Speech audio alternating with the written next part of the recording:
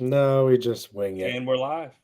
We're not super professional. We're yet. still working on the intro stuff. It's happening. It just isn't You need done some yet. royalty-free music, and you need to like. Boom. Boom. We're going to use that right there. Yeah. Good job, Phil. Congratulations. The animation from now on. Yeah, it sucks because you want it to feel natural, but also it's got to be like on point. Yeah. Okay. All right. So tell us who you are, Bennett. Cool. Yeah. So Phil, Jeff, and I all work for one or another instance of the BNC Speakers Group. And BNC Speakers is the largest manufacturer of professional transducers in the world by a pretty wide margin. And most of the work that BNC does is with OEM manufacturers like in Pro Audio. So it's like we work for Bose, we work for QSC, we do a bunch of transducer work for them, and by woofers, compression drivers, coaxials, all that sort of stuff. That's the majority of our business. But we do a pretty healthy amount of car audio, which is why Jeff, I don't know, he's below me. Yeah, he's below me for everybody. Yep. Oh, yep. That's great. And that's why Jeff is here, and that's why Jeff dragged me into this, because Jeff manages all of our car audio, 12-volt motorcycle audio, wholesale type stuff. And then Phil is, noise over there. Yeah.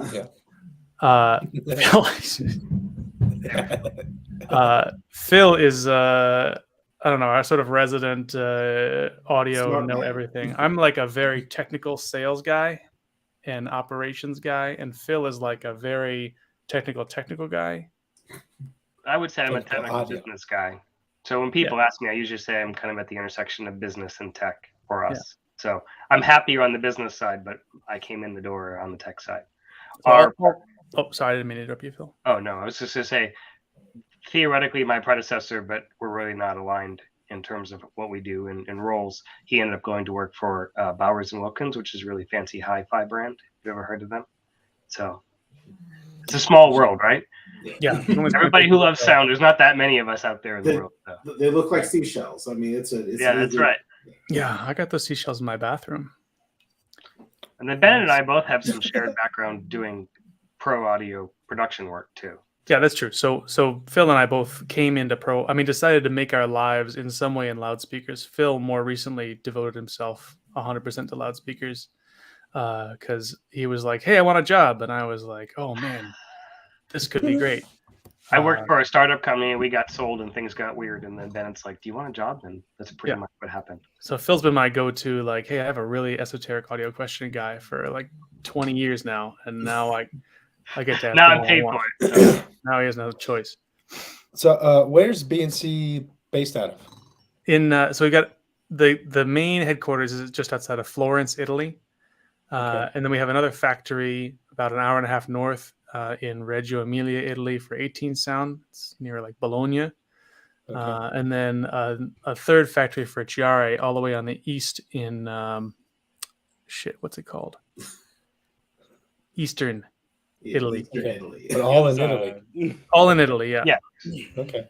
Yeah, all of the pro transducers pretty much are built in Italy for the whole world for historical reasons. The Allies left a bunch of material there after World War II. And so a bunch of Italians were like, what is this stuff? Let's learn all about it. And let's start repairing it. Let's start building our own. Let's do our own public address systems. Oh, TV. Oh, radio. Okay. And for some reason, it just all happened there. And to this day, like all the schools are in Italy. Most people's, like if you go anywhere and you're like, hey, that's a transducer engineer, one of 12 in the world.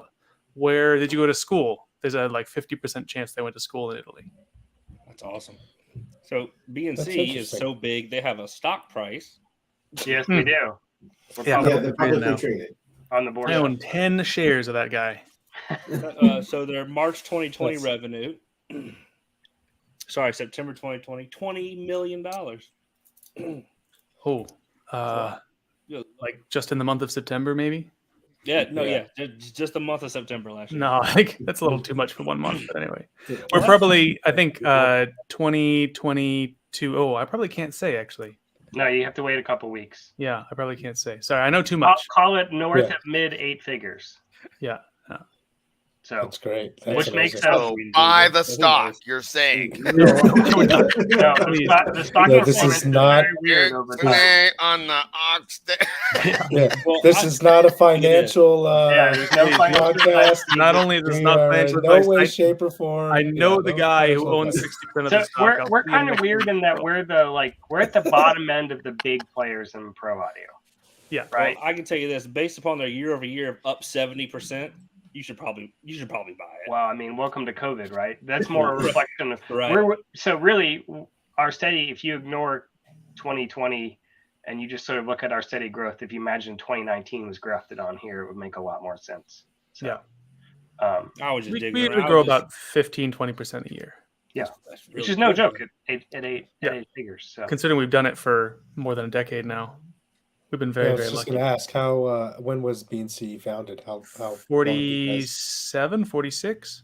yeah, it's 1947, 1946. Yeah. Oh shit. Okay. Yeah, it's an old family company. Roberto Copini. It's called BNC because these two guys founded it. Roberto Copini, he's the C, and then some guy Borani is the B. Borani hasn't been in the business for decades. I think he got out in the 60s. Yeah. Okay. So And then the current CEO is Lorenzo Copini, who's Roberto's son.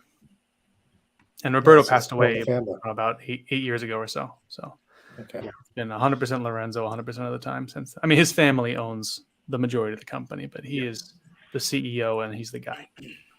Cool. I mean, BNC is big enough to where I haven't been super involved in the pro audio space. My dad's a musician, blah blah blah. But I've heard of BNC since I've known of BNC since forever. It's just I mean, companies like I know they're a thing. I don't know what they do, but I know they're a thing. So the history is basically, it used to be that if you wanted to buy drivers, you're buying from your competitors. So you buy from Electro Voice, you buy from JBL. They were the two most serious players. Yeah, My grandfather was in the audio industry doing paging systems like in industrial environments, and he bought a lot of Electro Voice. So, but of course, those guys made speakers and still do. So BNC was kind of like the first real brand that gave a solid alternative, especially for high frequencies, that wasn't a competitor. They weren't going to also sell boxes to compete with you. And that happened 25 years ago or so. Yeah, this is all. The company was like this big until, let's say, 1992 or so. And then, And then as the pro audio industry has changed in terms of how we sort of think about spreading out sound over an audience, BNC has grown along with that. And I'd say the other major thing that kind of made us is that we came up with the idea of, and this all predates me, but it's the history of the company. We came up with the idea of taking the voice coil and basically removing a section in the middle of it, which flattens out the curve when it moves. So it makes the overall linearity of the driver better. And that kind of took BNC from being just a high frequency driver company to being also, we can buy mid and bass speakers from them too. And today, if you go to a large concert, I'll bet you a steak dinner because I'll always win that our drivers are there every single show in the world of any size. Yeah, there's like two manufacturers in the world not using any BNC. Right. And the majority are using mostly BNC. Yeah. No, That's Blake, awesome. XBL squared, that's a motor technology more than it is coil, I think. That's a good question. So, Blake, the way that works is that you've got two gaps basically stacked on top of each other, and the coil kind of moves across those two gaps. So this is kind of the opposite. There's one gap, and then in the middle of the coil where the BL would be the highest, you remove a little bit of the wire, and that lowers the BL in the middle, but the trade-off is that you get more even BL across the whole movement. So the windings are like tapered? No, literally on the inside if you look at the voice coil on the inside, the windings are just missing because the pro woofers are wound on the outside. So it would look like Steve's sub where he has two motors just shrank down into a single motor for the Steve's coil. I'm picking up what you're putting down. Yeah. Yeah. But you're saying just on the inside or inside and outside? Both. I mean, the coil's wound inside outside, but it's just missing a quarter inch of just the wind inside. on the inside. Yeah. Okay. But on the outside, right in the middle, it's not missing. So, I mean, I guess, I start thinking of the complications. Is there just like a little angled part of the coil comes across at a certain point? Yeah, it's literally a little wire that bridges just one down, that just goes from the upper section to the lower. Okay, cool. Simple enough. Yeah, and I mean, obviously, there's other permutations. We also sell dual gap transducers, especially through 18 Sound too. But it's a trade-off because like if you do it in the coil, it's all condensed in one spot and it's relatively cheap. And if you do it in the motor, it costs real money. And also the flux tends to spread out throughout the whole motor in places you don't necessarily want it. So having one gap. The thing about Pro Audio is that like people care about how much it costs. We don't build maybe the world's perfect driver. We build the best driver we can build at the price that our clients are willing to pay. Yeah, I mean, because they're not buying one or two, they're buying thousands, right? Exactly. Yeah, they're buying a lot. Mm-hmm. Yep. Yeah. I mean, y'all's the entrance into car audio has been pretty good. I have a set of is it Chiari? Yeah. I have a set of the Chiari 6.5s in my doors currently in my truck, and they're fantastic. That's awesome. I like them a lot. Yeah, those are So the HWG 160s. It's one of the home audio drivers that just translates really well into a car audio environment. I can't see the tab. There it is. Is your car audio brand going to be more focused towards sound quality, or are you going to have a whole gauntlet of options? We're going to throw through the whole gauntlet, honestly. Like the big thing with Chara, since it's, we're owned by pro audio companies. So originally Chara was purchased by 18 Sound, and then 18 Sound, like a couple years later, was purchased by B&C. So most like Chara's bread and butter is still pro audio, but they've done a good bit in both home and car. So now it's filling out the car lineup with some of the like pro style drivers. So that's really what the focus is. Yeah, that 6.5 was a direct swap from another brand, which also sounded great. But that swapped over to the Chiari one, more X Max, a lot more power handling. It's caused me to go chasing rattles again in my doors. I turn the doors up again, and then I'm changing again to 8s, and there's I think we're gonna try some actual Chiari subwoofers. Does this sound familiar, Bennett?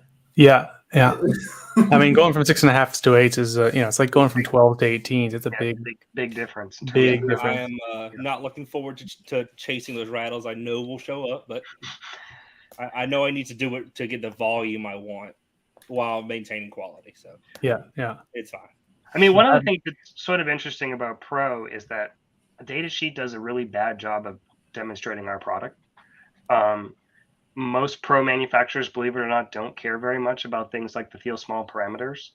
Most car audio manufacturers don't care about that either. Sure. for a different reason. No, he's talking about enclosure manufacturers, whole speaker system manufacturers versus the people building the product. Yeah. So in our case, the other thing is that the catalog of drivers is not super flashy. We don't necessarily have like a 6-spider 27-inch super monster to take around to shows.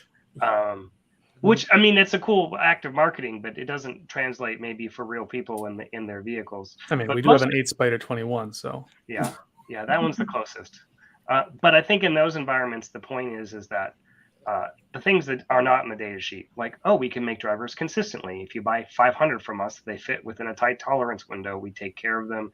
They're available in stock. All of the things that we price fairly and transparently, and we're easy to bill, and all the things that maybe people don't appreciate. All the boring stuff that we have no idea how to market. Yeah. Right. But really, at the end of the day, a lot of that makes the difference for the customers. Oh, for sure. It's the cry one. It's the buy once, cry once mentality. Yeah, so, there's a lot of built in there. Yeah. I mean, the big thing about pro audio customers is like they don't necessarily care about the specs like we've been talking about, but they care about the reliability, the durability, and the weight, and obviously the price. And then things that people don't think about, and other things like flame resistance and all kinds of stuff, all kinds of testing and certifications requirement that are not something that people normally think about.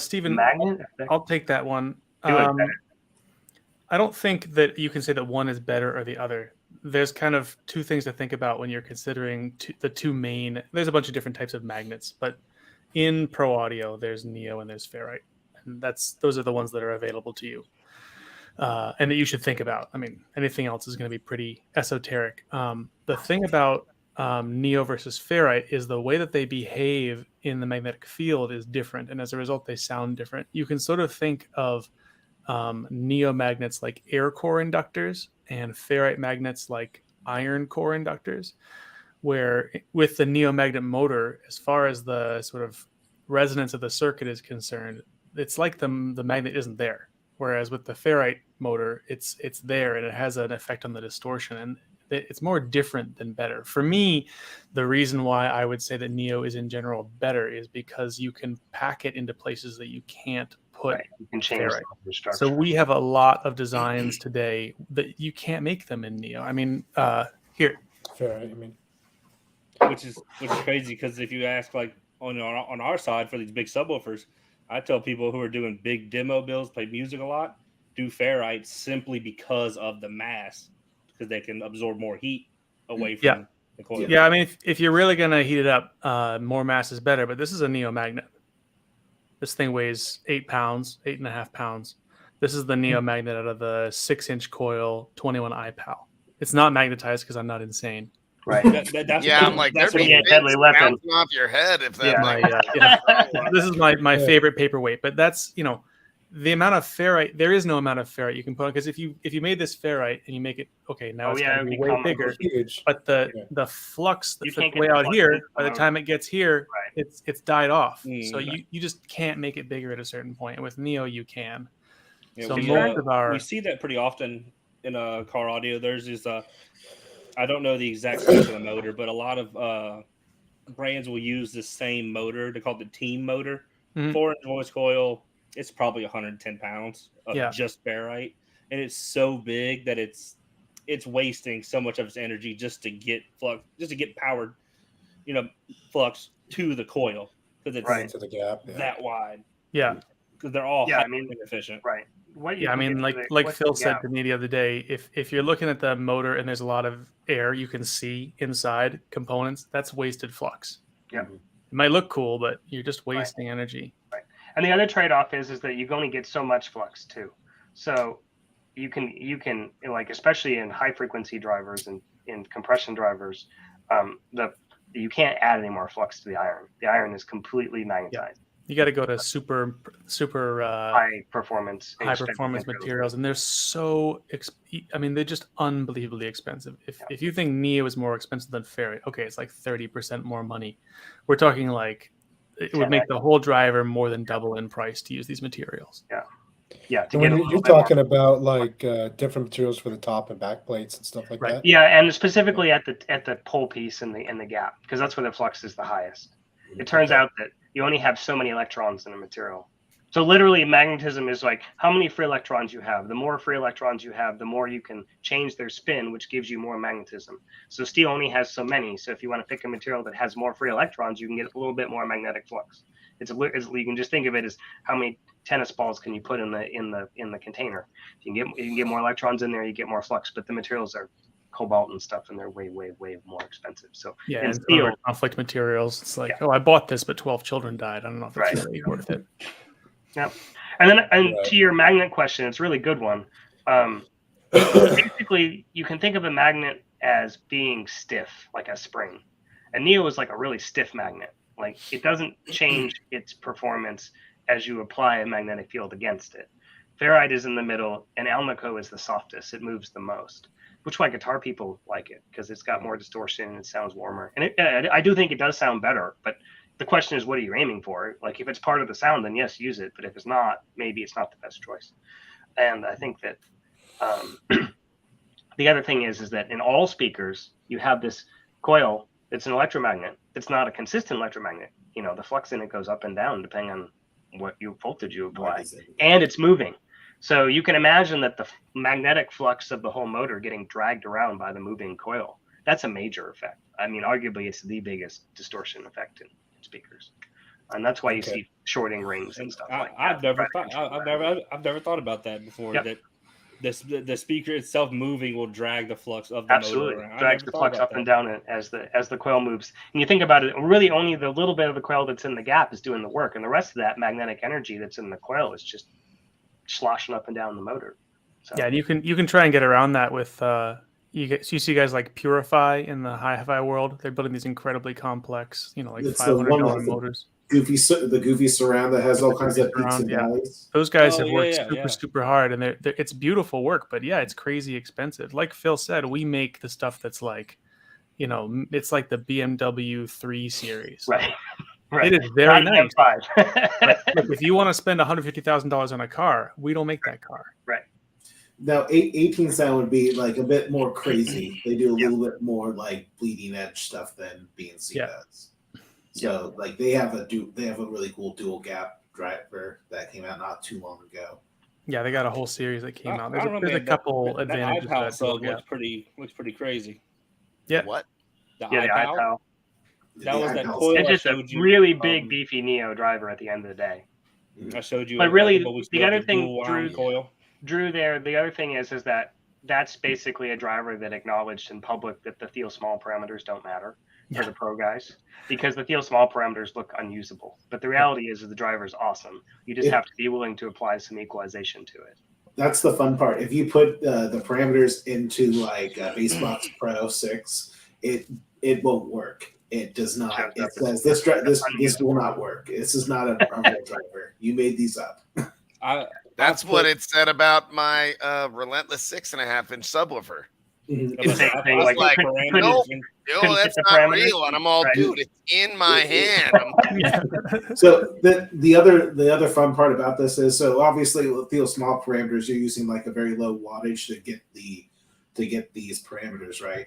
But realistically, everything goes out the window as soon as you start putting some real power to it anyway. So largely the parameters are real. Those parameters when the flux of the motor is bouncing up and down every excursion on the driver. Yeah, and the suspension's getting hot, and it's a different stiffness at every X. Yeah.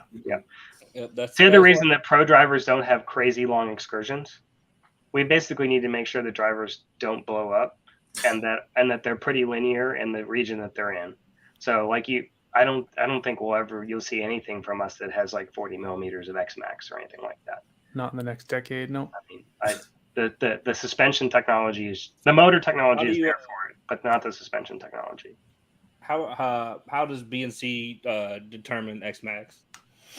We do it, with Klippel. So it's actually not X max. We've stopped using X max because X max is like you take like the coil height and the gap height, and you divide them both by 2, and you wave some water at it, and you say a prayer. Poke the voodoo doll. Yeah, exactly. And you end up with some number. But the number is like, if you took the coil out of the system, it would be the same number. Like you could bolt it to concrete, and it couldn't be able to move at all, and you get the same number because it's just based on the gap height and the coil height. It's not based on how far the suspension can actually go without falling apart, or whether it can do it for a minute or an hour or 10 years. It's based on just that super calculation. So what we use is XVAR, which is basically it's a calculation of when you move the coil in or out of the gap. When does the motor strength fall to 50% of its peak strength? Or when does the suspension basically get twice as hard? When does it get stretched, half as far as it can possibly be stretched? And then that's where you call it. There's a couple other limitations in there, but those are the two most important. For all intents and purposes, that's how it works. And it's based on the real movement of the coil. Yeah. Gentlemen, just so you know, there are if there are any box design guys that exclusively use Basebox Pro and WinISD, and they're listening to you guys, they're mad. I mean, what do you mean? I know it goes out the window when you run more than 1 watt to it. How dare you? To be clear, I love WinISD Pro, and I've looked at it real hard, including finding some bugs in it. But I like WinISD for doing box simulations. But the thing is you put the parameters in, and then you use some practical real world experience to sort of come up with average parameters for the actual high power operation, and you design to those. And that is a workable way of designing. And then you build the box and you test it. Correct. Right? Yeah, that's right. Yeah, because it might have been bullshit.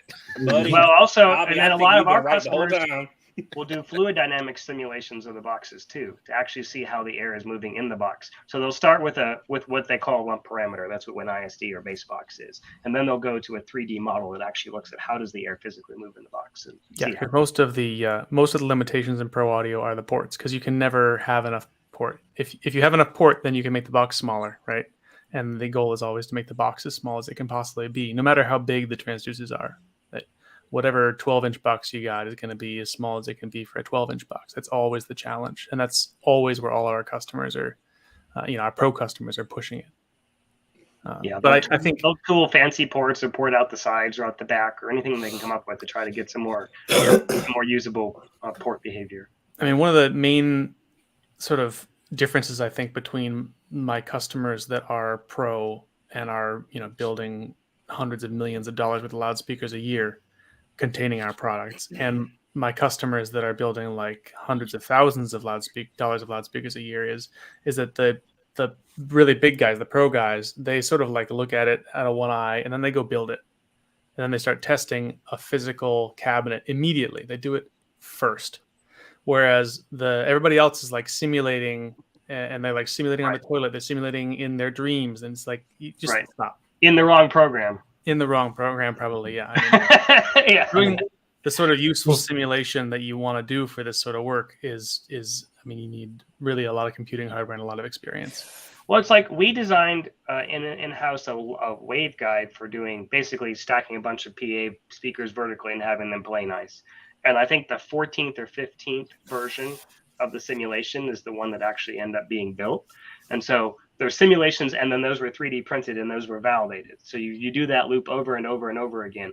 And then that part, it turned out that it vibrated and had a whole bunch of resonances, and it was a beast to put together. Yeah, so the mechanical guys had to cut it into pieces and refigure out how, all right, well, we know what the shape needs to be, but how do we redo the shape to actually make sure it doesn't resonate, and then we can put it together and it's not pokey.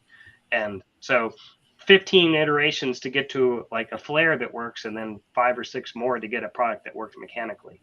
So I just nothing, Chris, you're good. So the biggest takeaway that I've taken from the last 2 minutes was Bobby, you're right. I'm going to move this in all a I took different away from the last couple direction. minutes. So I can't stop smiling because I love everything they're saying so much. Because man, there's these box design guys that begin that can't work. They're looking at my actual boxes that I make, and that looks fun. I want to put one of those in my dash. Yeah, Jeff's got a good thing there. Yeah, we made this driver that can go to like 300 hertz, but there's no 300 hertz horns, so we had to make one. Yeah, it's big. It's almost 2 foot by 2 foot, and like Bennett said, placed down to 300 hertz, and it is it's a beast. It's a lot of fun. So effectively, what Bennett told me when I started is like, if you ever want to use this thing, rule of thumb, about 2 15-inch mid basses at the minimum. Yeah. That's assuming you're probably going to array it. Otherwise, maybe more.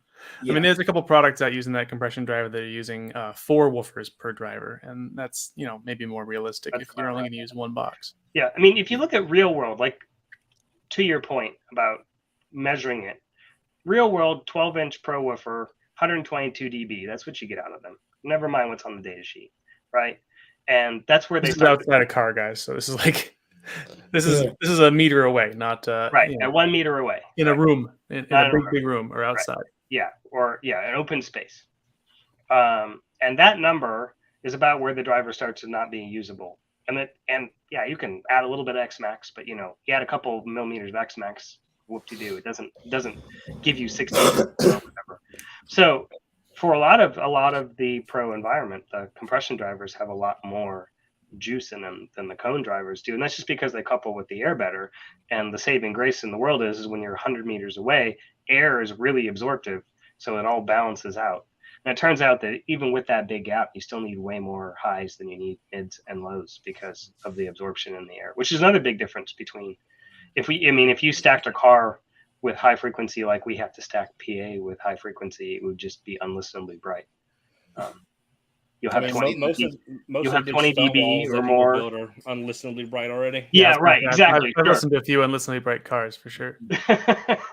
So Phil and Bennett came to Mecca and IASCA finals this year, and I think they were What would be what's a good reaction to that? A little bit surprised by. I don't know. I was a little surprised. I honestly, the numbers are so big. I was expecting them to be louder. And Yeah.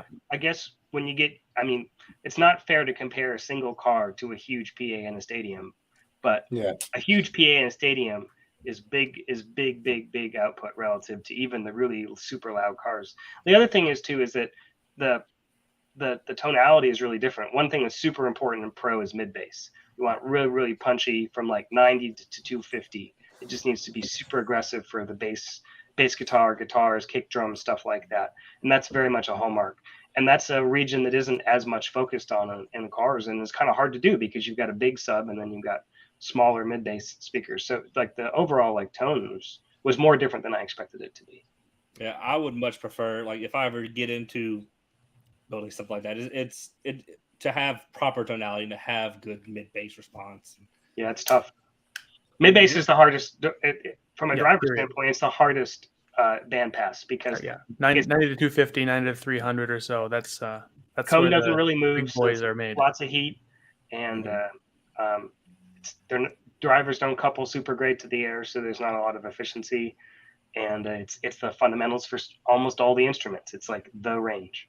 The guys that do it well, their PAs sound better than the guys that don't, for sure. Mm-hmm. Yeah. I was at T-Mobile Arena just a couple weeks ago at a Knights game, and the crazy arrays hanging from the center there. And the amount of output, being a car audio guy, it was really impressive. I was like shocked how much bass there was. I don't think those would probably come from the array. I'm sure they probably have subs somewhere else in it, but the whole thing sounded amazing. And I always think when I'm in a place like that, like, how does this compare to the cars that we listen to? Like, what would this type of system sound like in a car if you could even make it happen? Take one of the units, just put it in the back throw in your car. So just maybe I can turn it around on you. A big car system like we saw at Mecca is like a bar band PA or like a regional outdoor like blues band PA in terms of driver count and power. Yeah, like 418s, 2 415s, like maybe 8.8s or something, and then compression drivers. Yeah, right. So similar to what you would do for your local like blues barbecue festival, which. Then you put it in a tiny space. On it anyway. It's an amazing amount of stuff to put in a car. Yeah, for sure. That's just saying it's just like you have a lot more room to breathe, right? So yeah. I mean, consider I went and saw Ghost the other day, and they were hanging a box. So they had a main hang that was 16 boxes per side, and then a side hang, and that was 12 boxes per side. Each of those boxes has a pair of 12s and a pair of compression drivers in it. So that's what 16 plus 14 is 30. Times 2, that's 68 12-inch woofers per side. I love it. I've been watching a lot of it's obviously unrelated to car audio, but I've been watching a bunch of videos on YouTube about array stuff and like live events and how they set them up and tune them and all that stuff. And it's so much, like you're saying, it's so many big speakers. It's just there's no way to compare them. Well, I love arrays because it's like, you got to build the perfect speaker first. You got to build a really good speaker. And that's what, we all want to do is build this really great speaker. And then you basically construct a speaker out of those speakers when you're building these big arrays. And that has this whole other set of complications built in. And when you hang those arrays, you change the shape depending on where you are. So you can make it more or less curved. You can add more or fewer boxes to have a longer array, and you're changing the sound and the behavior of that product yourself in sort of real time as you put it up. Yeah, because you actually can change the balance of the PA by how you aim it and how many boxes, and don't touch the EQ at all. In fact, if you do it right towards the end, especially with the better boxes, you do very little EQ actually. It's all about where you put it in and how you shape it. Drew, a little history on that. In the 90s, people had more or less figured out how to get the bass and the mids to couple, but not the highs. And so you had these insane, huge, tall stacks of PA where all the mids and bass would couple, but the highs were too far apart and not even enough and not in phase to be able to fill out the room. And people discovered that they kept adding more and more and more PA, but they didn't get the throw they were looking for. It's like a stunt wall, basically. Yeah. So you ended up with a big change around the mid 90s, where people started to segment the audience vertically and focus on making sure that if you have two high frequency drivers that are stacked on top of each other, that they play nice at the boundary. And then you think about it, in most rooms that makes more sense anyway, because the people who have the top boxes pointed at them are the farthest ones away. So you can make those boxes louder and brighter.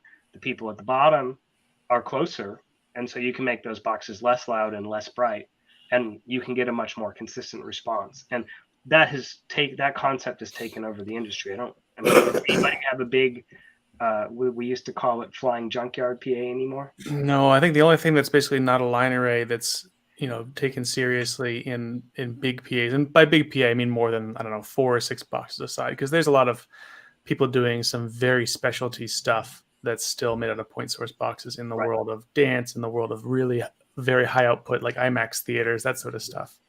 Right. But once you need to go more than let's say 150 feet, maybe 200 feet with a throw, you just can't do it with traditional. Like a large theater and above, basically. Yeah.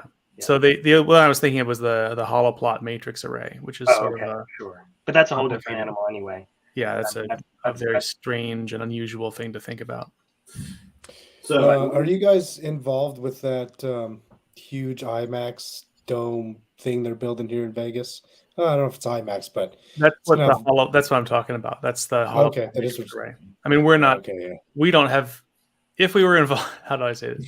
If we were involved with it, it would be at a very remote, like there's the company building the sphere, there's the company that did the design, there's the company that's building the box, and if somebody was selling them loudspeakers, it could be us, back here, 5 people back, right? Which is how someone's got to do it.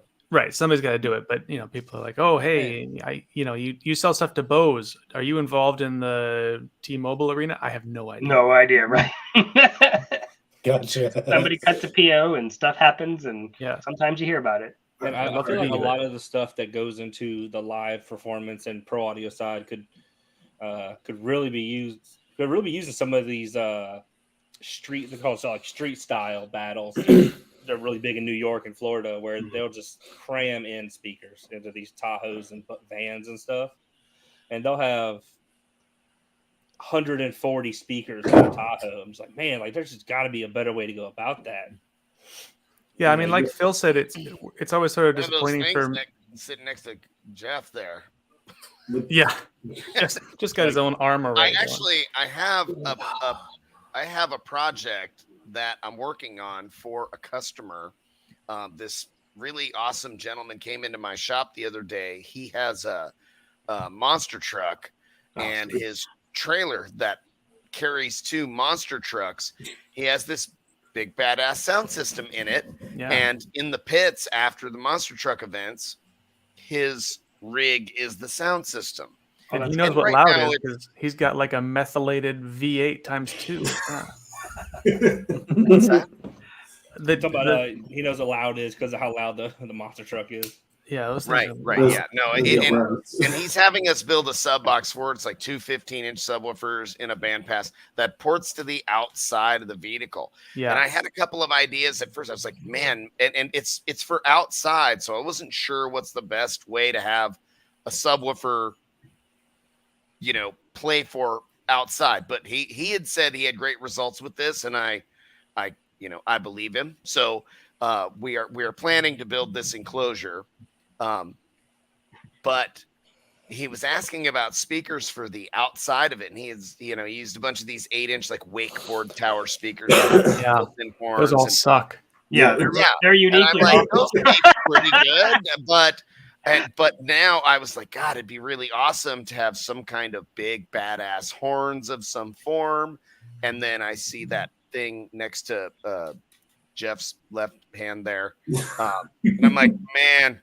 Couple of those things, I think, and they can mount way up high in the top of his trailer facing out of that thing and have like a little, slide close thing. So when he's going to fire this thing up, he just opens 2 of those up, and maybe we have, I don't know, a bunch of 15s along the top or something, and to go with those.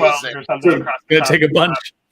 So the cool thing about this is so horns have a couple of different functionalities. These guys will be able to tell you a little bit more than I can. But effectively, I mean, what a horn does is it obviously dictates the dispersion. It also dictates how low a driver can play or can perceivably play. And then also how it matches the impedance of the air effectively. Right. So let's unpack that a little bit. Because that term is thrown around a lot, but I don't know that people really know what it means. But so I'll use a different analogy. Does anybody play golf? Steve plays golf. Right, Steve plays golf. So Steve, are you familiar with the clubs that have the hollow heads? Sure. Behind Drivers, the face? mostly. Oh, yeah, of course, yeah. Right. So have you ever thought about why that's there? Why? What's there? The hollow face? Why the face is hollow? No, I mean, okay. So they it turns tell out you for that a spring golf effect. Yes, right? it is a spring. But so it turns out that a golf ball is pretty floppy, and a club head is pretty stiff. And so if you whack a floppy ball with the head, and the head doesn't have any give to it, the ball deforms and moves away, and you actually put less energy in. But if you can make the head of the golf club more flexible, the ball and the golf club stay in contact for longer, and you actually get more energy into the ball than if the head was as stiff as possible. And the analogy is basically holds for audio. The air is not very stiff, and all the materials that we can use to make cones and diaphragms and stuff are pretty stiff. And so that minimizes the amount of energy that we can capture and transfer from the stiff thing, the diaphragm, the membrane, the cone, the tweeter, to the air, which is really flexible. Because the perfect situation would be like train cars, right? You get train car A, train car B. They connect together with that cool train car thing. It's metal on metal. They're both super stiff, 100% more or less energy transfer. Right. But like train car A, train car B, and air, if they don't ever connect, nothing happens. Right. The energy isn't transferred. Right. So what you do in what's called a compression driver. Do you have one you can hold up, Jeff? All right. So you get a compression driver. Inside this, there's a dome that looks like a dome tweeter, and there's a very narrow cavity between the dome and that. And you put air in a box, it gets stiff. Anybody who's built speaker boxes knows that, right? The size of the box changes the stiffness of the air, which changes the tuning frequency, right? Same idea here. What you do is you make the air next to the diaphragm stiff by constraining it in a small space. So you get better energy transfer. And then you very carefully and gradually have to take that stiff air in that small space and spread it out into the world. And that starts inside the compression driver and it ends at the horn. And eventually what happens is that the horn is large enough that the air outside the horn and the air inside the horn are similar in stiffness, and the energy transfers out into the world. So and that's an impedance mismatch. So you have an impedance mismatch with a golf ball. You have a high impedance of the golf club face and a low impedance of the golf ball itself, or a baseball bat, same idea. And here you have the high impedance of the stiff cone or membrane or diaphragm, whatever you want to call it, and the low impedance of air. And you need to find a way to get more of the energy that is contained in the stiff part out into the air. Phil just spent about 6 months getting the word impedance mismatch into a patent for us, so it's one of our favorite words now. Yeah, but I mean, it shows up other places too. But it is a real thing. It's not just marketing wank. So I think one thing what I really want to touch on for this show is. Was there a goal? Sorry. Yeah, do you guys have a goal? I have one really big goal that I want people to know about, and there's a term, cone filtering. A what? Cone filtering. Yeah. Cone filter. Stop putting a bunch of 6.5-inch drivers that all play the same frequency on one baffle, please. And if they're playing up to 4,000 hertz, it's tough too, because you start doing the math and you're like, if I want to do these frequencies, there you go, I'm doing 4 kilohertz is like this big, so you got to have the centers of the drivers this close together to have them couple. But everywhere, right? You move a little off axis, now they're further apart, so it doesn't work anymore. That's a beautiful car. Yeah, I actually got that thing sounding pretty decent compared to what it was, but it was I just feel like a single 15 or 18 would be Yeah, and Drew, the reality is these kind of systems, especially if you're in the right area where the drivers are all approximately pointing in the same place and arrive at basically the same time, the outcome is still pretty good. Yeah. The challenge is doing that in a uniform way across the whole listing space. And then also, in that case too, you have the fact that the high frequency drivers are literally bigger than the wavelength they're reproducing. So they're never going to sum coherently. And so you can just keep adding more and more and more and more and wondering why you don't get the highs you're looking for. And that's the same problem. It's literally the same problem they had with PAs in the 90s. Oh, I wonder if I have. Ignore me. I'm gonna go see if I have the trace. I almost like want you guys to design my doors. You guys want to design my doors? Steve's door. He's like, I'm putting 10 sevens on each door, right? And I mean, the constraints are so different though. Like, a 12, which is like a small mid bass in pro audio, is I can't even imagine trying to fit those in the door.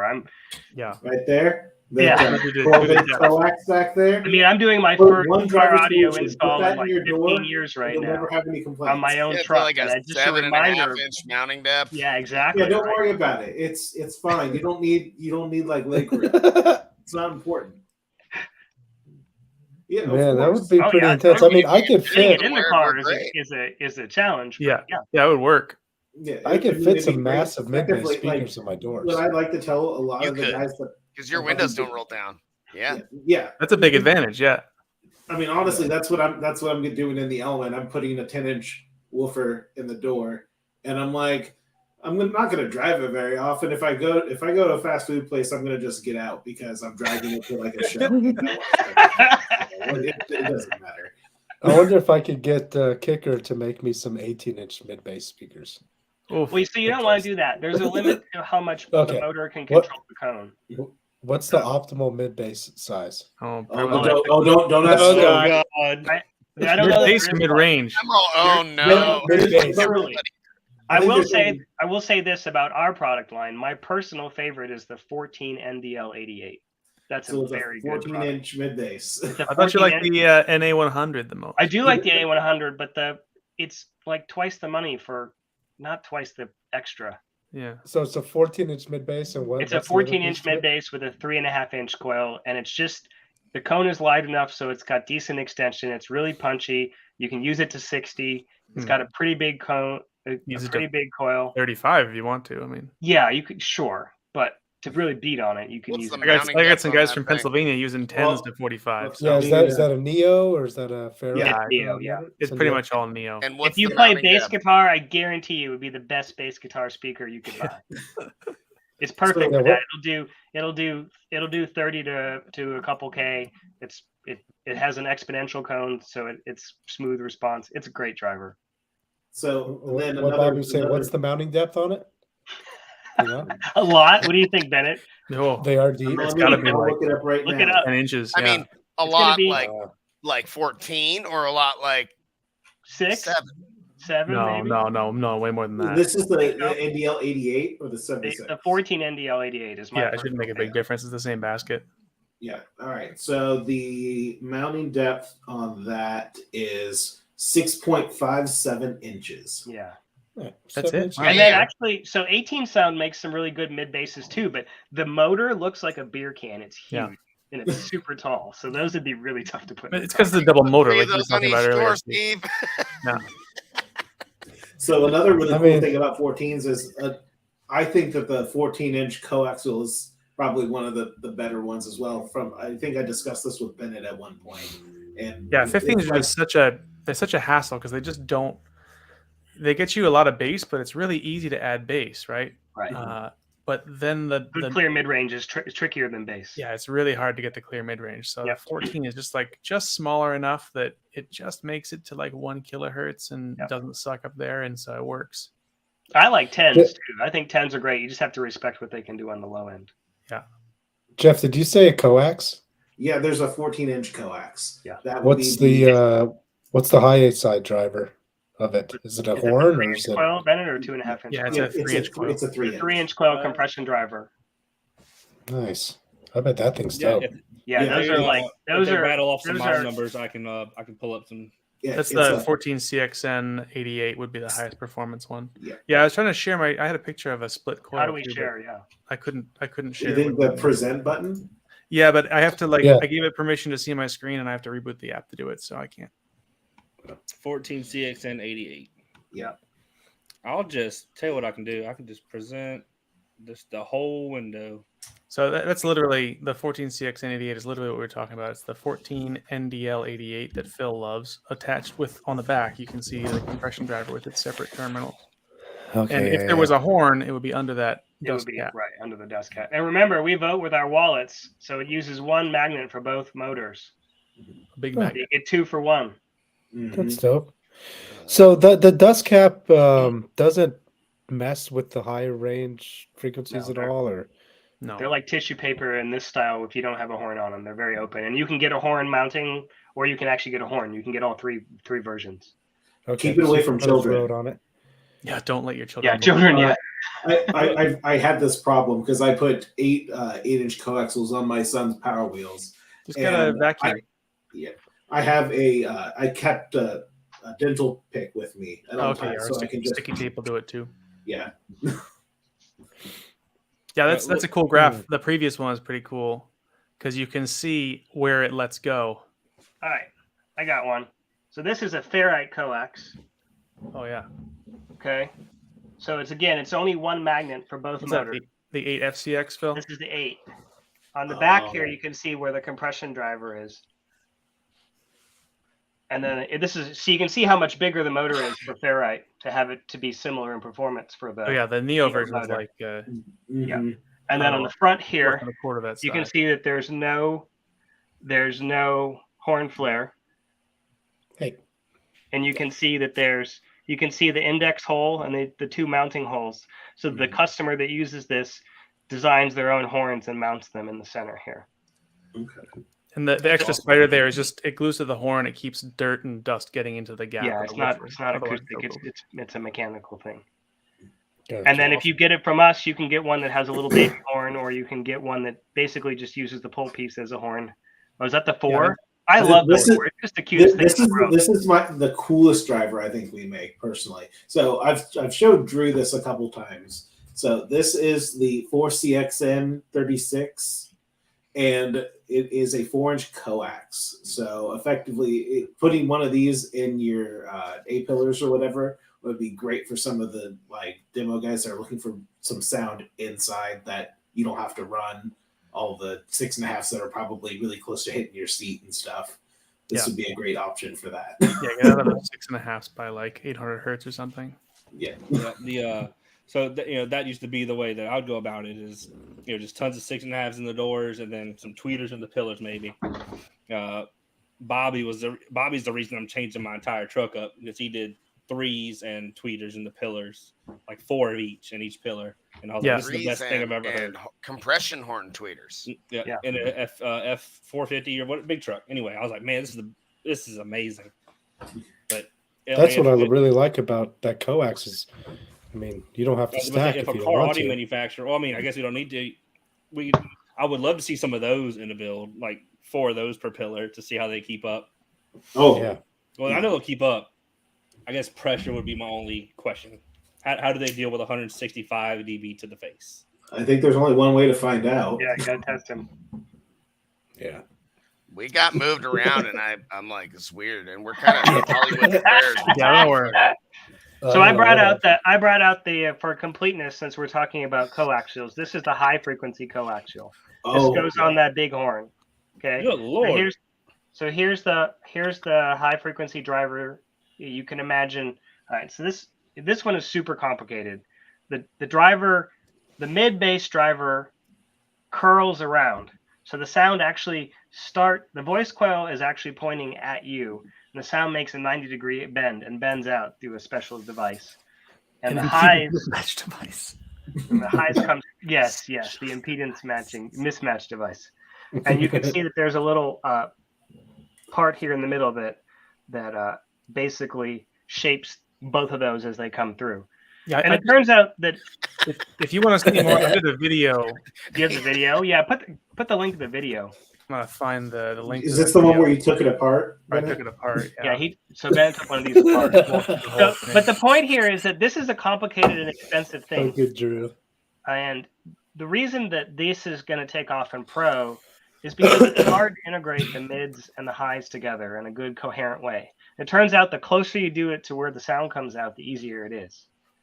Oh, someone has the 4-inch coax. That's pretty awesome. Oh yeah, so this is Michael Moore. So this is so his daughter ran against Nolan in the Power Wheels. Oh, cool. yeah. Yeah, that was a So lot this of fun.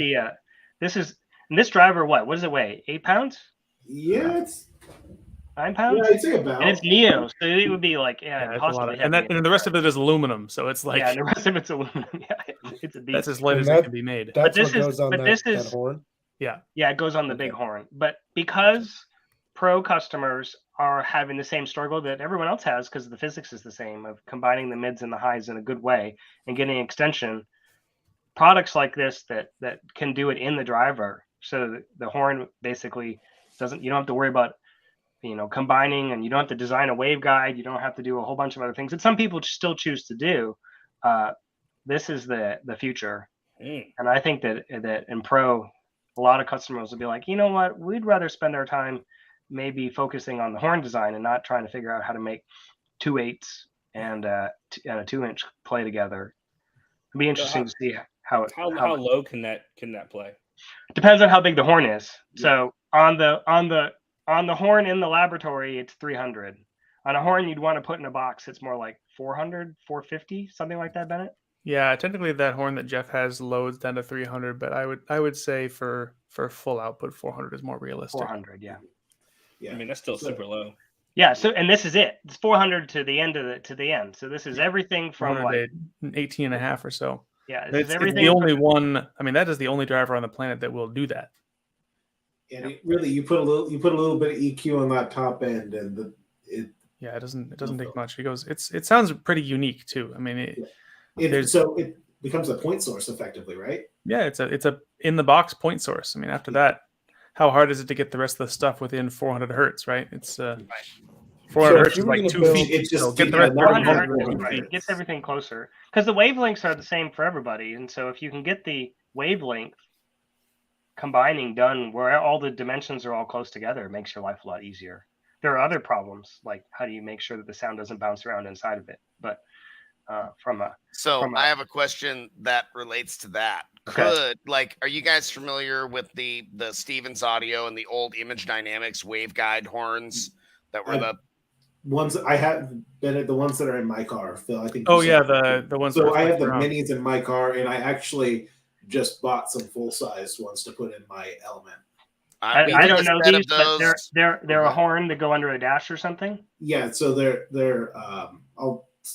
Hey Drew, can you pull up a picture? It's like if you took a normal, like very wide Stevens Audio horn, is probably where you can find an image.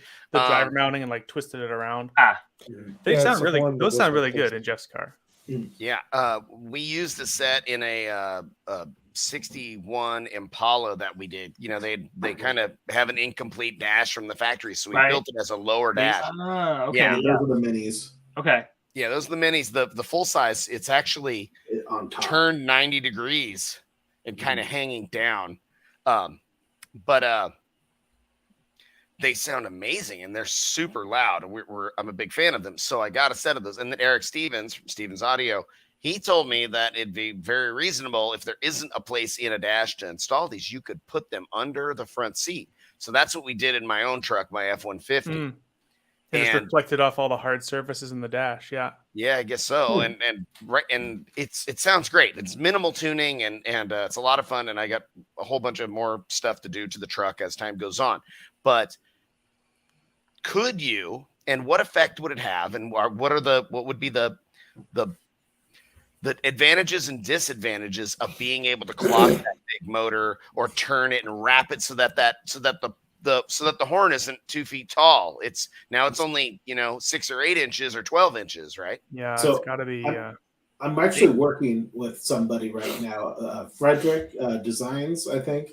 So he makes a lot of his own horns for vehicles and people. He does like one-off custom stuff for people, and he's very interested in the DCX 354. So one of It's a new smaller one. Yeah, it's a new smaller Same one. idea that as what weighs I down just to- showed, but not as big. Yeah. So and Cool. it's a little bit more Yeah, I have price both. effective. Do you have one, Bennett? Full size. Yeah. So to answer your question, the challenge with horns universally is that for them to provide a good acoustic load, the mouths end up being large. There are people that have spent like literal PhD theses trying to figure out if there's a way around that. And so far, no one has come up with a clever way of making the mouth smaller. And so you can totally do exactly what you suggest. Oh, Bennett's got them. Yeah. So So the one on the left is the one I had, and the one on the right is the newer, smaller one. Oh, they're fighting each They're other. still pretty big. Yeah. I mean, it's like 1.5 inches difference in diameter, but it means for a lot of customers you can put 2 of these high in a box, and with these you can only put 1. Put one high, yeah. And This is why you don't see. This is why you see people use lots of 12s and the like, because okay, great. The horn is killer from wherever the horn mouth allows you up, right? The phase is great. The dynamics are great. Everything about them, they sound good. But if the horn is this big, you can't use it below 3K, and then you got to fill in the blank with something else. That physics is unfortunately attacks everybody. Now, Yeah, I mean, it'd be interesting to see in the car if the pressure loading of the vehicle would help some, but I've seen some absolute. Jeff, where do you have your waveguides crossed over? So since I have the minis, I have them crossed over at about, I think it's 1250. I think I ended up about the same. I think I have minis in my truck. I think I have full size. Oh, I saw black screens for a second. I have full size in the Impala that we did. Yeah. Or minis in the Impala, full size in my own truck. Sorry.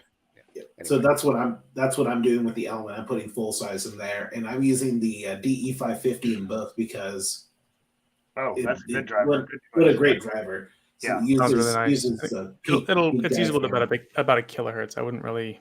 Yeah, that's effectively what we're looking at with the full sizes. Yeah. I mean, the thing to remember is that you can use these drivers as low as you want. You're just constrained by output, right? Yeah. If you know how much output you need, you could use a 1-inch compression driver on a small horn to 500 hertz, like as a bookshelf speaker. It'd be no problem.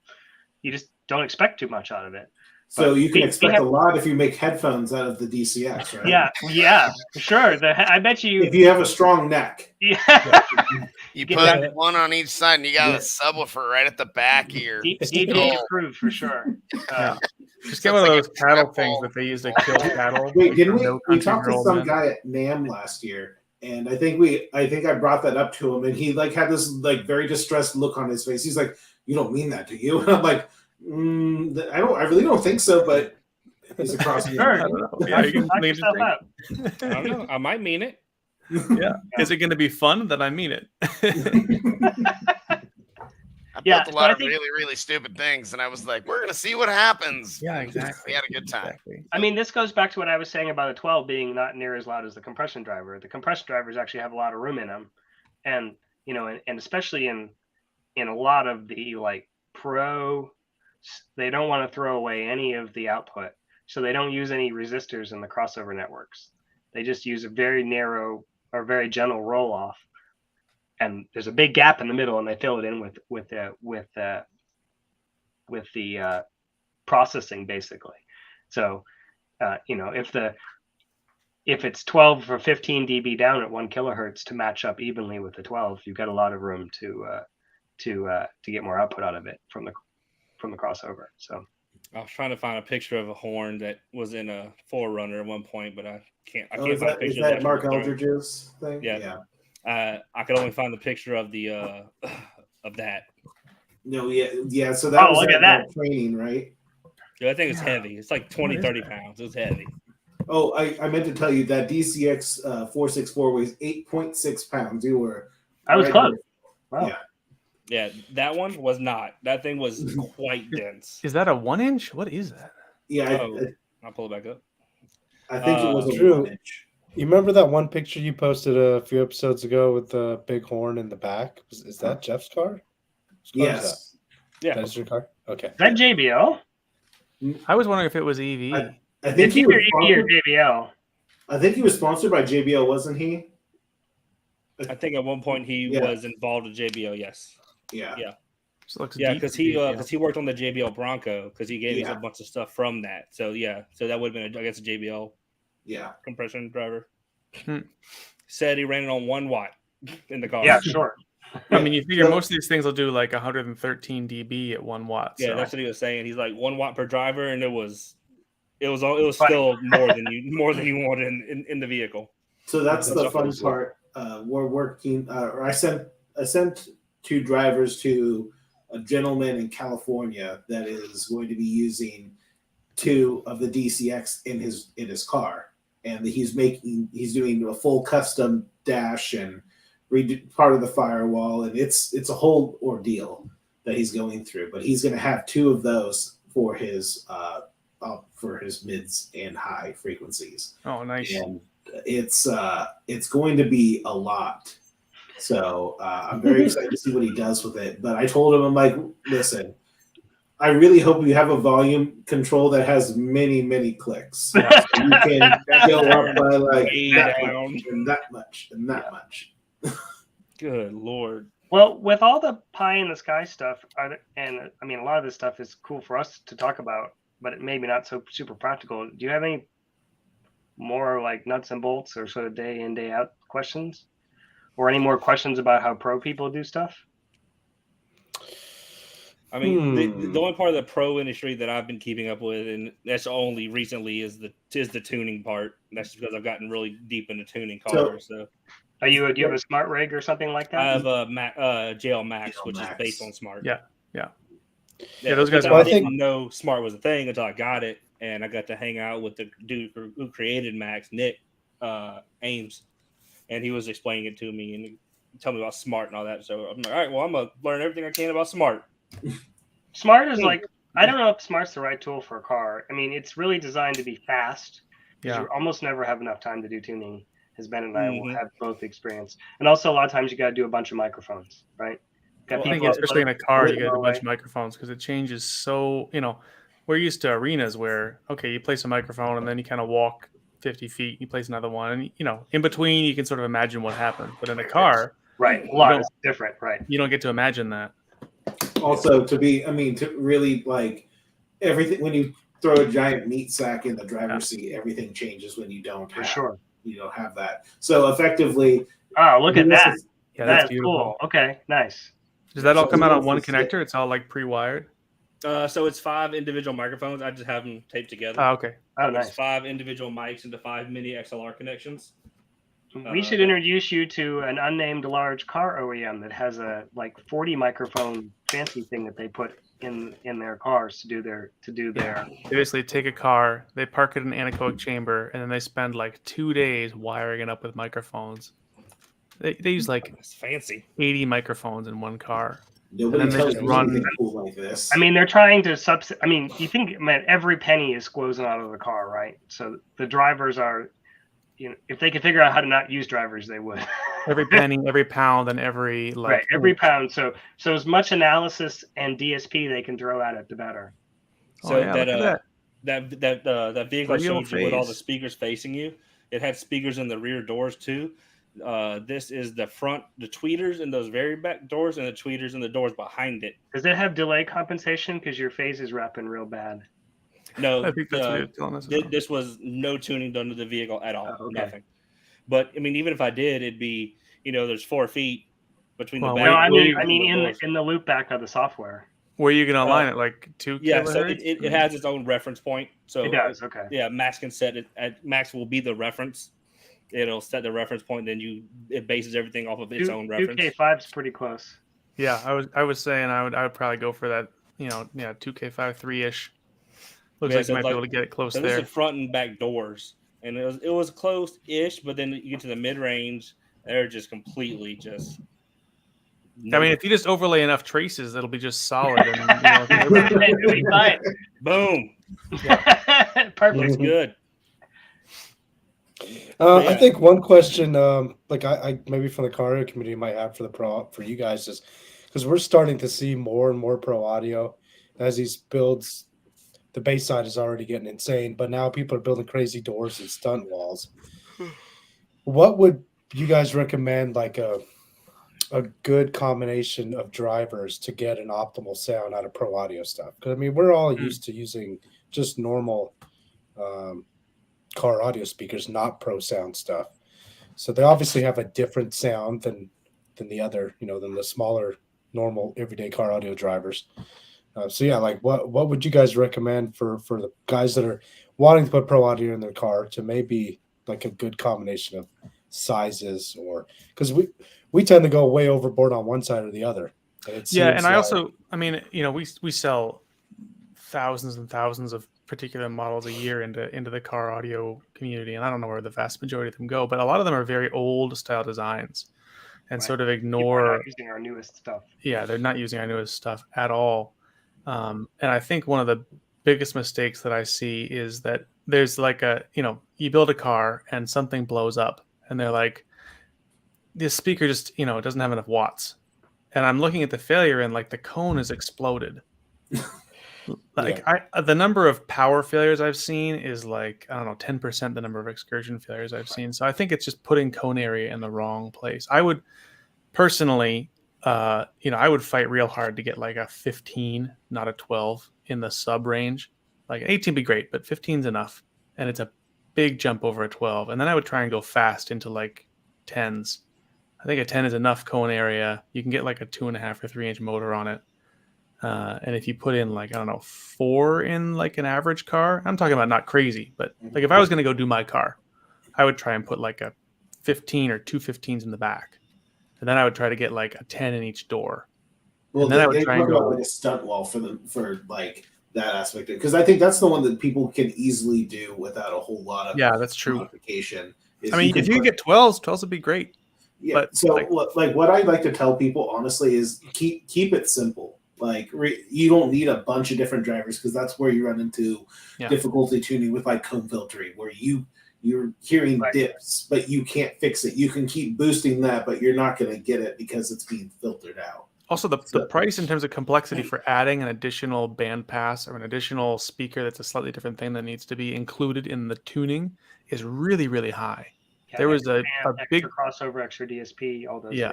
Extra and it's going to take you 4 times as long to get it right for everything you add. So I would try and go like, I mean, that's the nice thing about coaxials is that you can go from like a 15-inch sub to a 10-inch coaxial and be done. You got 3 ways.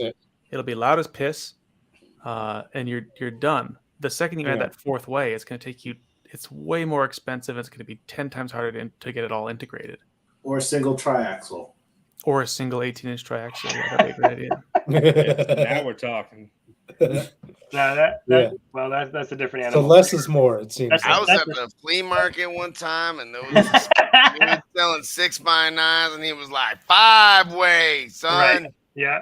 5-way. But I mean, the other thing and only 3, and only like 2 of them work. Right. Yeah. I'm pretty sure there was little teeny wires. Yeah. I mean, definitely add the super tweeters, because it doesn't matter if they work or not. It's consequence free above 10 kilohertz. So the other thing is like from a cost standpoint, the coaxes are a good deal. Like the Neo, don't get me wrong, Neo coaxes are expensive, but our ferrite coaxes are reasonable, and they have a real compression driver. They'll handle real power, and most of them have one magnet for both motors. So you're like basically taking the expensive half of one speaker and getting rid of it and getting 2 speakers for the motor. And the half that takes up a lot of space, get rid of it. And the horn and the driver. A lot of space, And effectively, you're also making tuning easier. I mean, because the time alignment is much it's there. Yeah, there's no time alignment to do basically. And also, if you know sort of what woofer is the woofer section of the coax, just put another one next to it. Use the same woofer.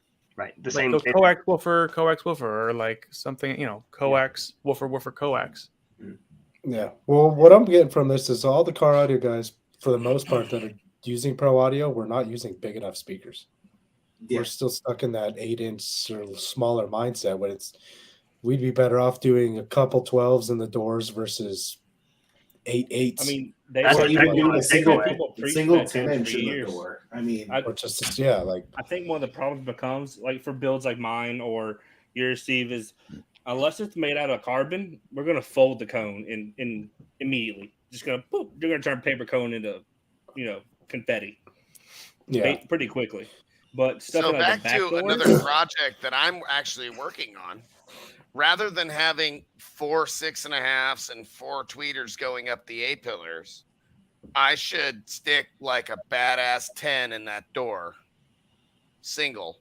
Yeah. And what can I do? 4 tweeters or no? Or No, this is another good one. So 4-inch coax. you don't need a bunch of tweeters. There's absolutely no reason to do anything like that. So that's the only way we're keeping up tweeters with these massive, mid and subsystems. So give me a better solution, Jeff. Oh, but you mean like literally like a dome tweeter, like dome tweeters are horrible. That's your first problem. Yeah, that's So I'm sorry. I believe you.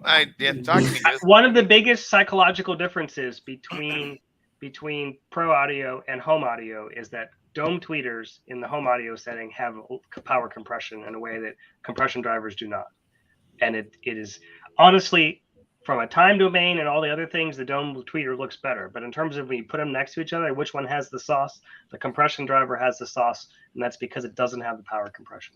What I'm talking about is when you lean into it. It's like the General So sauce. Like it's the good no. When you lean into it, you've heard that like, okay, the system sounds really good, and then suddenly you get to the loud part, and like the human voice comes in, and you hear it for like half a second, 1 second, sounds really crisp and clear, and it's fuck you loud, and then suddenly it's gone. It just fades away, and that's because the voice coils on those little dome tweeters heat up. They're tiny. They weigh nothing. It's like heating up a matchstick.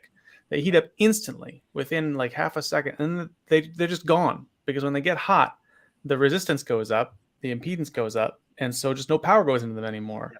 And they get hot super fast because they're so inefficient. Like they sound great, but the smallest compression driver that I make, that BNC makes, is like 10 dB more capable. It's the same size coil. It's a 1-inch coil, but it's a compression driver. So it's 10 dB more efficient. So it gets 10 dB louder before it starts to get that suck down of warming up fast. Yep. That's why those compression tweeters that we've used in many other builds have been so amazing. Have been better. And the ones that the pro guys have are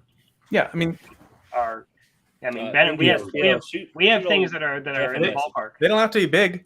Right. You could fit that somewhere on a little horn. Absolutely. That's a little horn. Yeah. It doesn't take much to make it way, way more capable. So that right there.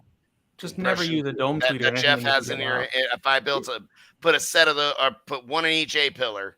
Yeah, that would be awesome, right? Oh, absolutely. Yeah, and this is the DE35, so this is a great tweeter. It really is. Yeah, I mean the only problem with the DE35 is I think it's not usable below 6 kilohertz. So right. I would want to get at least an octave below that, because it's just so hard to integrate up at those frequencies. There's nothing you can do about it. There's no correct answer.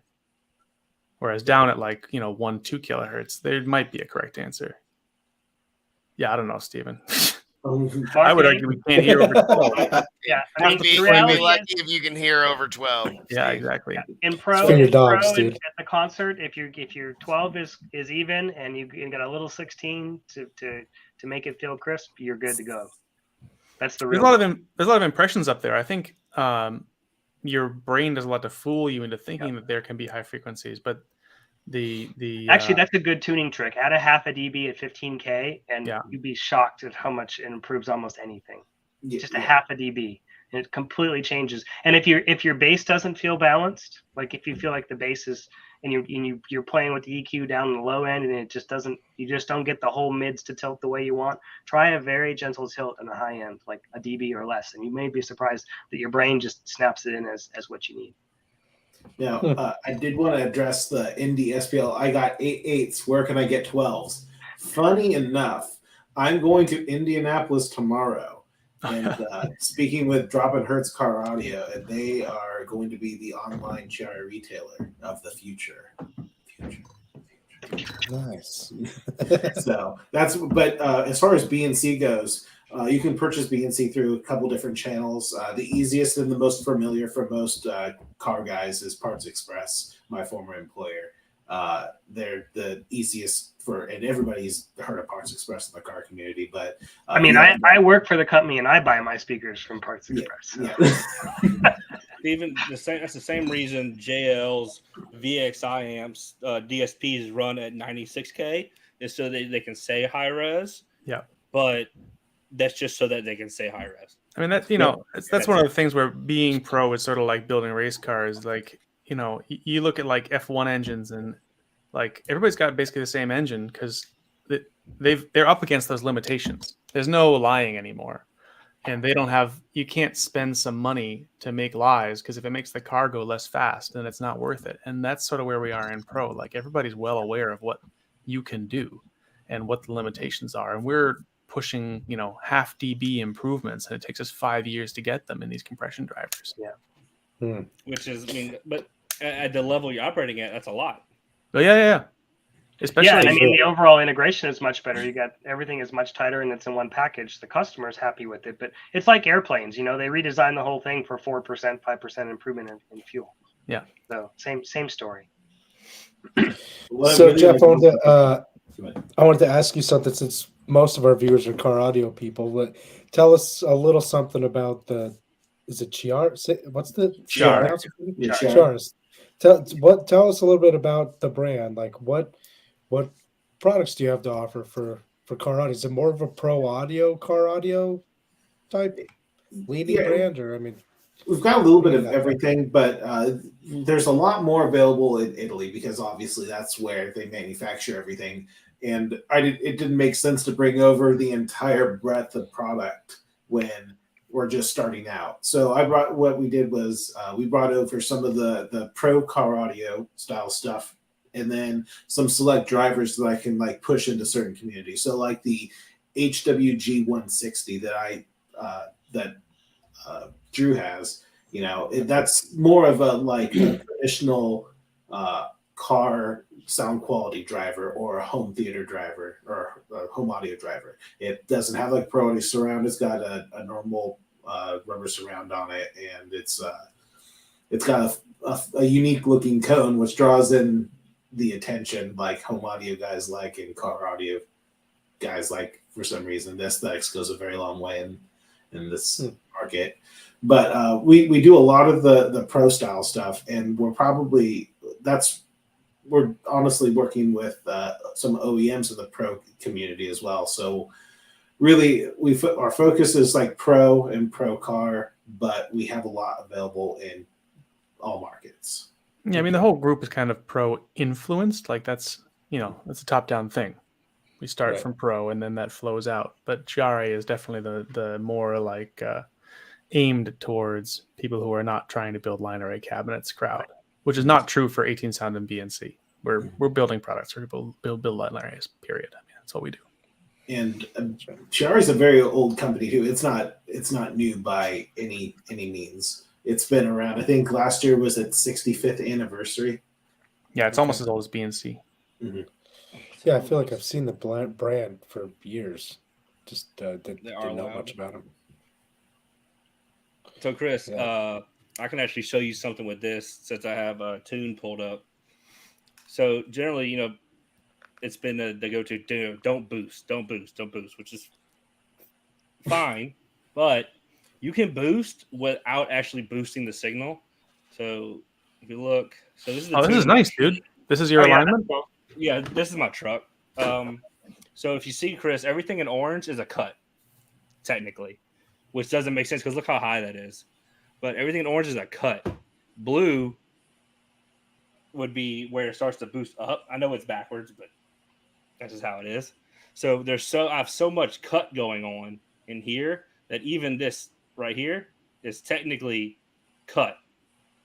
It's below the 0 dB. The line is relative. You can put the line wherever you want. Move the line down and it's all boosted. Move the line up when it's all cut. Yeah, so even though this is boosted, it's technically cut because how cut everything around it already is. Right. Oh, in the 60s, when electronics were expensive, the first EQs were cut only. Yeah. That's all you could do. And it turns out if you the way your brain works, your brain will accept a narrow cut much more than a narrow boost. So if you're going to cut, you can cut. If you need to cut deep, you can do that. But boosting narrow and high is not really doable. Yeah, from the Q. That's right. Yep. That's right. Yep. Yeah. So if I have I think it was number 10 is a super wide cue. No, it was number 5. A super wide cue cuts everything, and then there's a high cue for number 7. It's just right there in the individual frequency. Yeah, I think if you look at like studio EQs, the cue and the boost is like between 0.5 and 1, and the cut cue is between 2 and like 5. Yeah, and a lot of I think also there's sort of a misconception that like boosting doesn't work in certain cases, and I think that's more due to the phase relationship between devices than due to boosting working or not. Because if you've got two things that are, interacting with each other, and they're out of phase, then there's this big notch, and you see the notch on your measurement system, and you're like, "What the hell? I boosted like 18 dB there." Yep. And it's not. But it's not. The boost doesn't fix it. You can do about it. And that was one of the biggest things where I say I struggled. I still struggle with learning is, before I had this tool where I could see phase in real time in the car, it's like, man, we're like, why do I have this dip? There's no reason I should have this dip. It's playing correctly out the speaker. There's no reason to have this. Now I can see, it's because it's completely out of phase from the other driver at 195 hertz. That's where one of my off-pass filters is in the truck. Yeah, or from off the windshield. I've got a off of the firewall. I've got a 200 hertz peak on my left mid bass that is you can't fix it. It's a product of the environment right now. So and I just have to deal with it. I have to like cut it just enough that it doesn't like completely get rid of 200 hertz. Yeah. But it is what it is. Right. So like when you do tuning in the pro world and you put the microphone on the stand and walk it around, you expect to see a mid bass dip because it hits the floor of the arena or the grass and then goes to the microphone. So that's a dip in your measurement. It's not real. You can't, you don't, and you don't hear it. Your ears don't hear it. Your brain is used to being whatever. 5 feet off the ground, 6 feet off the ground. Just ignore that. That's part of the reason why Max is a 5 mic array, because the RTA you can break them up into 5 individual measurements, but it normally averages all 5 spatially.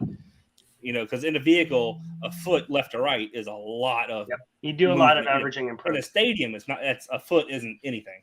No, you say that, but you move the microphone a foot and the measurement is totally different, I assure you. Yeah. The other thing you can do, Drew, you should try is put a microphone on a boundary. So one thing you do in pro is you'll do your head height microphone and you get where you want. And then when you try to do the mid bass to bass transition, you put the microphone on the ground because it gets rid of that dip, and that dip will be right in the frequency range because of the height of the person. And then that's called a ground plane measurement. And you can use that to look at the phase between the mids and the lows. And then you just do that just for that one section of the tuning, and then you go. It only works over a very narrow frequency range because if you take it too far, I mean, nobody's ears are on the ground, so you got to make sure what you're doing down there. It depends on what time of night it is, Yeah, true enough. How many people are in the mosh pit? Yeah, but yeah, you'll see pro guys do that. You'll see them with the microphone on a stand, and they'll carry around like a 2-foot square piece of plywood and slap it down and put the microphone down, and they're using that to do bass to mid bass time alignment usually. That makes sense. So I'm actually going out to Springfield, Illinois next week to tune a slingshot for fun. He's doing like competing where they're like 30 to 40 feet behind the vehicle. So that's a measurement I'll take just to see. Try that measurement. Like. It's really a revelation because, like I say, normally you see the dip somewhere between 100 and 200, and that's right in that region you need to figure out. And doing it in the ground plane. Don't do it in tall grass though; it'll mess it up. You want to have like a flat piece of cardboard or. No, I know some guys who carry around like a piece of 4x8 plywood, and then they glue a piece of like Melanex to it, so it's super flat, and then they use that as they put it across like arena seating, right, or theater seating, right. You can just to get to stop the reflection on the seats. See, what's crazy? I've never even thought about the fact that all these big pro audio systems, or the concerts I've been to throughout the years, they all have to be tuned by somebody. I never even thought about it. Every night, I just thought they just threw everything up. It's like, all right, it'll work. Yeah. Every night. Yeah, I mean those big arenas, like you were saying, you were in. Somebody's in there for a week. Sometimes his name's Gino Pilicano. Sometimes it's sometimes it's a different guy.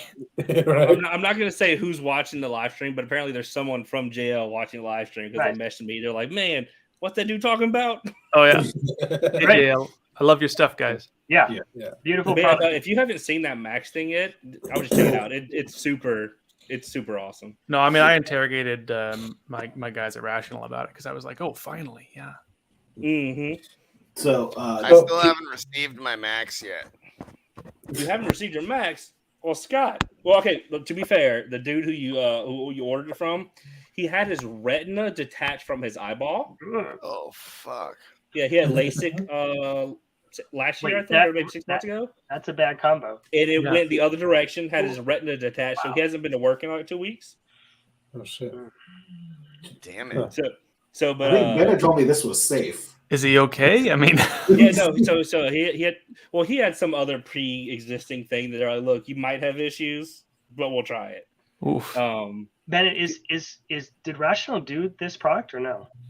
I don't know how far the math is related to Rational's product, but I don't know. I don't know where the barrier is. I think they license, like every Max has a licensed copy of Smart.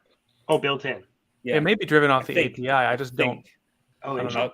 Drew, it would be really cool sometime, and it'd be very nerdy and probably bore a lot of the audience, but it'd be really cool to take this product and Smart, and we could like show, here's the things in Smart that are like the pro guys are useful for, and you could show, here are the things that the car guys are useful for. No, That'd not be me. Really cool. I will get the person who teaches me how to use it involved in it. Because Wait until I have my Bobby's getting one too, actually. So yeah, so I feel like I have a solid grasp on it until I talk to my friends who have had it a lot longer than I have. You know, one of them works at JL. The other two have had it since the beta. So I feel behind the curve when I talk to them.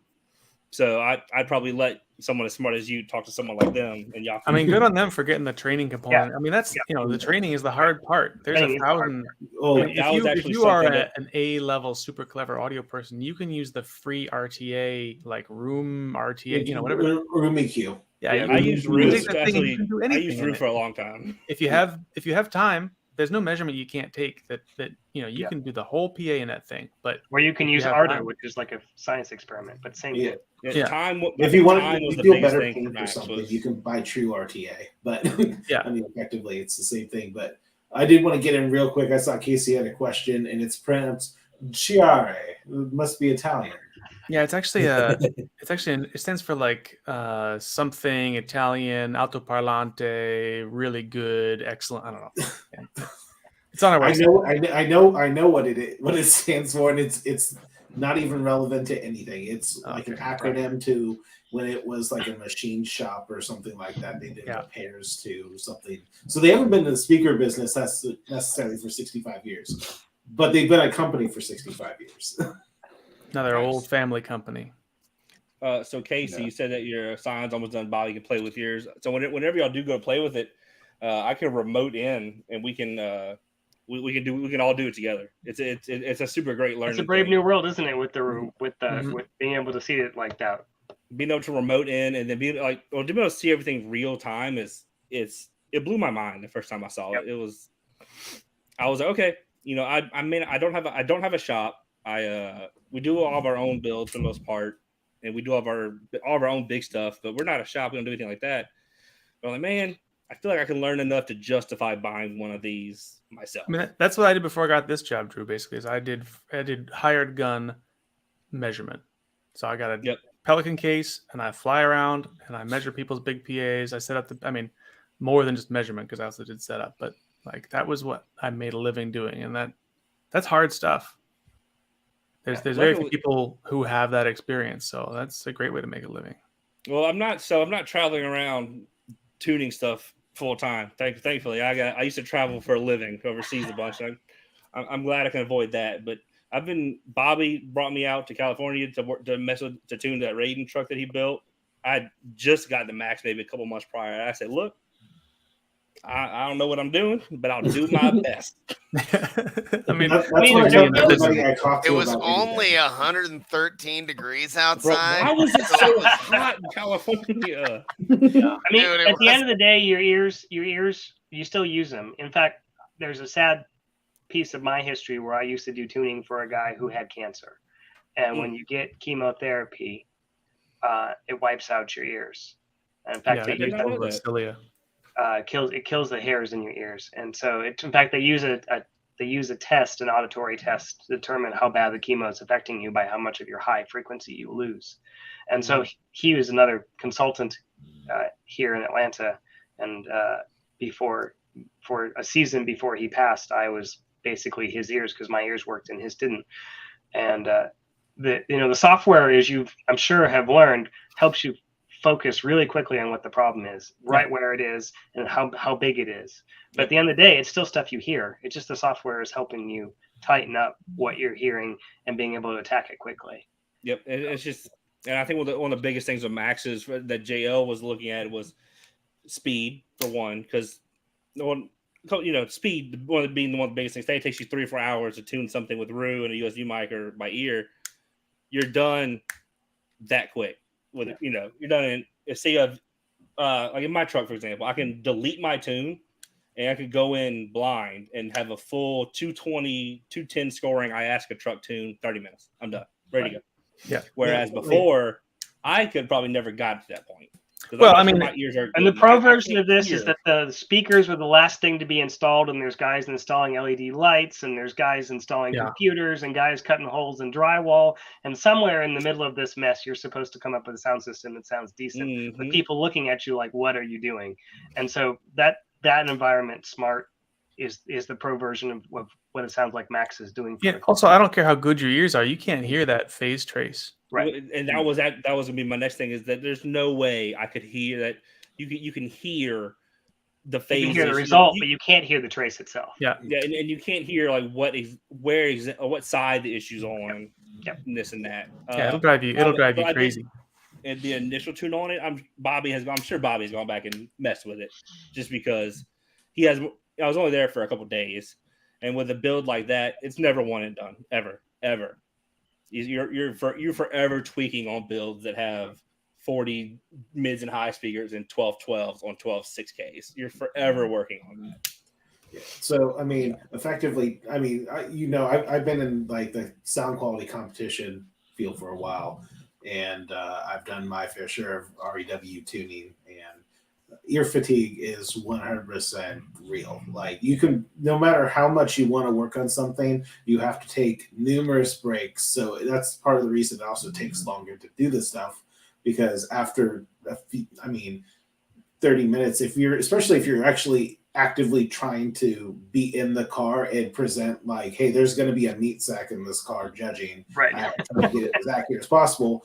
When you're running pink noise, you're good for a couple minutes effectively. And then it's like, all right, this was great. Even if you have earplugs in, it's super fatiguing. See, I didn't realize that when I first started messing with tuning years ago.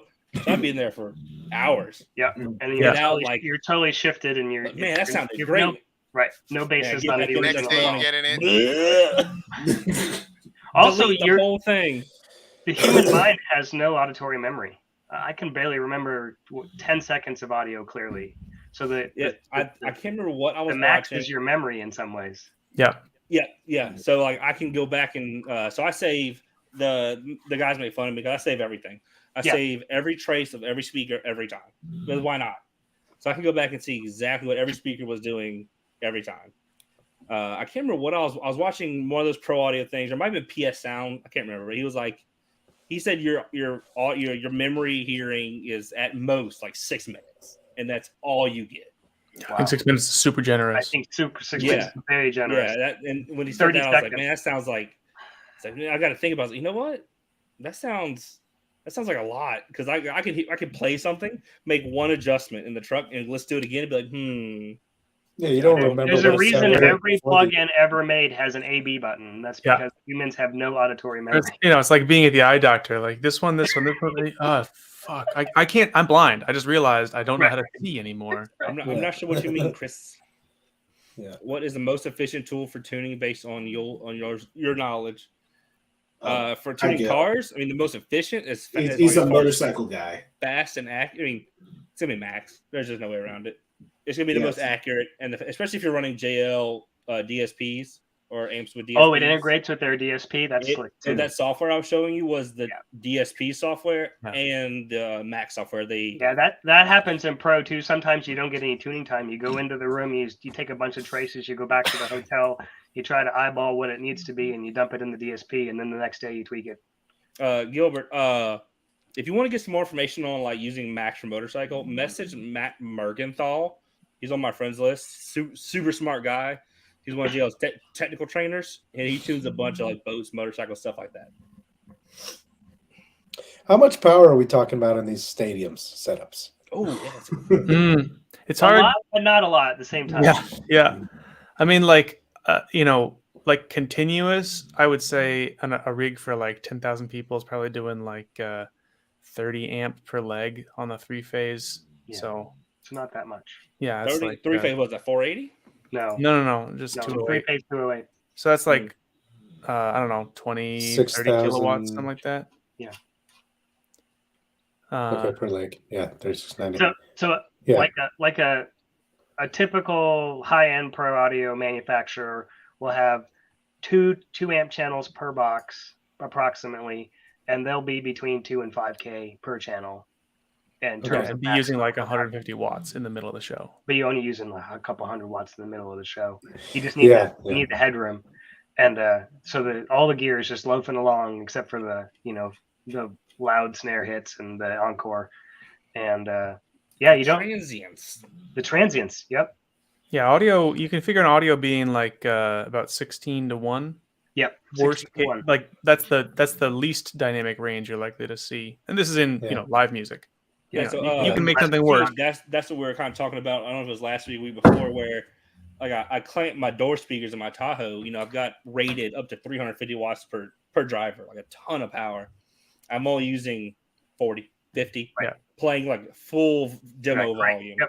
And that's like rated amplifier power. It actually turns out, so Drew, if it makes you feel better, it turns out when you're testing amplifiers, it's actually hard to get them to their rated power because you have to clip the signal so aggressively to get the actual average power up. If you use real music, you almost never get anywhere close. Oh, yeah. The amplifier is just hitting the rails constantly, and the average power is, like Bennett says. Oh, no, I mean, I don't care how much power I'm using as long as, I want to use the least amount of power possible to get the output desired every time. But I don't care what it is. I just wanted to know. I was like, how much power are these Class AB 3-foot long amplifiers doing? Oh, they're doing 100 watts a channel. Cool. Yeah. They look great though. Boiling hot. Yeah, those things look. Class AB is. So Steve, if you do a show in an arena, typically a small arena, 250 kilowatt 3-phase whisper watt generator is plenty. It will never complain. The headline number is big, but the actual power consumption is small. So yeah, just like Drew was saying, like I mean, most of our cars, obviously in the car audio world, are bass heavy, and they do use a ton of current power, produce a ton of power. But when you get on the mids and high side, I've done the same thing. Clamping, it'd be like 18 watts, 23 watts, full tilt. Just like this is just nuts, But it's just a big difference. You have to remember about AC is that in AC, as long as the frequency is above 60 hertz, the capacitors fill up before the next thing. So in a DC world, you're having to modulate all of the storage essentially. So you have a more of an uphill battle in the car world than you do in pro. Indy, you asked if you don't have a DSP still tunable. I mean, you have something. You have a radio, which technically has a sound processor in it. It may not be as powerful as or easily adjustable, but there's something in there. Or put a DSP in it. I mean, if you're doing 8s, put a DSP in it. Come on. There's kind of two classes of DSP problems. There's minimum phase, and that's kind of the filter that basically everybody's using. And that's like the not linear phase stuff, nothing weird in the time domain, just like high pass, low pass, EQ bump, EQ shelf, all that sort of stuff. You can make those in analog. Yeah. You can do anything. I used to work for a guy who would do all the work in DSP and then build the same filters that he used in the final speaker in pure analog and then put those next to the power amplifier in the finished speaker. And that was how I like to work. But so there's no reason you can't. It's just a matter of flexibility. That analog thing can only do that. Whereas the DSP, you're like, you know what? I meant 930 hertz, not 910 hertz. And you just go change one little number and you're done. Whereas in analog, you got to go take something apart, find another resistor, find like the 10 resistors that average the value you need. Yeah, never mind. There's tolerances on all those parts, and when those parts heat up, the frequency of the center frequency drifts. The whole thing is a mess. Yeah. That was something. Yeah. So I've been, I have been looking into building passive crossovers because I'm good. But they were explaining some old heads in SQ were explaining how they used to build crossovers for these cars, and they'd build dozens of crossovers to try all different things. Like, man, that had to be years of work to get a single crossover correct. Yeah, and passes are a pain because it all interacts with everything else. So, Thank you. you know, you design this thing in theory and you go, okay, it's going to have this response, but then you get to the actual loudspeakers and the response is going to be completely different. Yeah, the DSP is. I mean, that's the pro world. I mean, nobody does it the other way anymore, really. No. And in fact, The it's home audio is changed how people have thought about it too, because our customers don't really care so much about how the speaker "quote unquote" sounds anymore, if you will. Yeah, or how the response looks, or how the response looks, because you can chase a lot more real efficiency.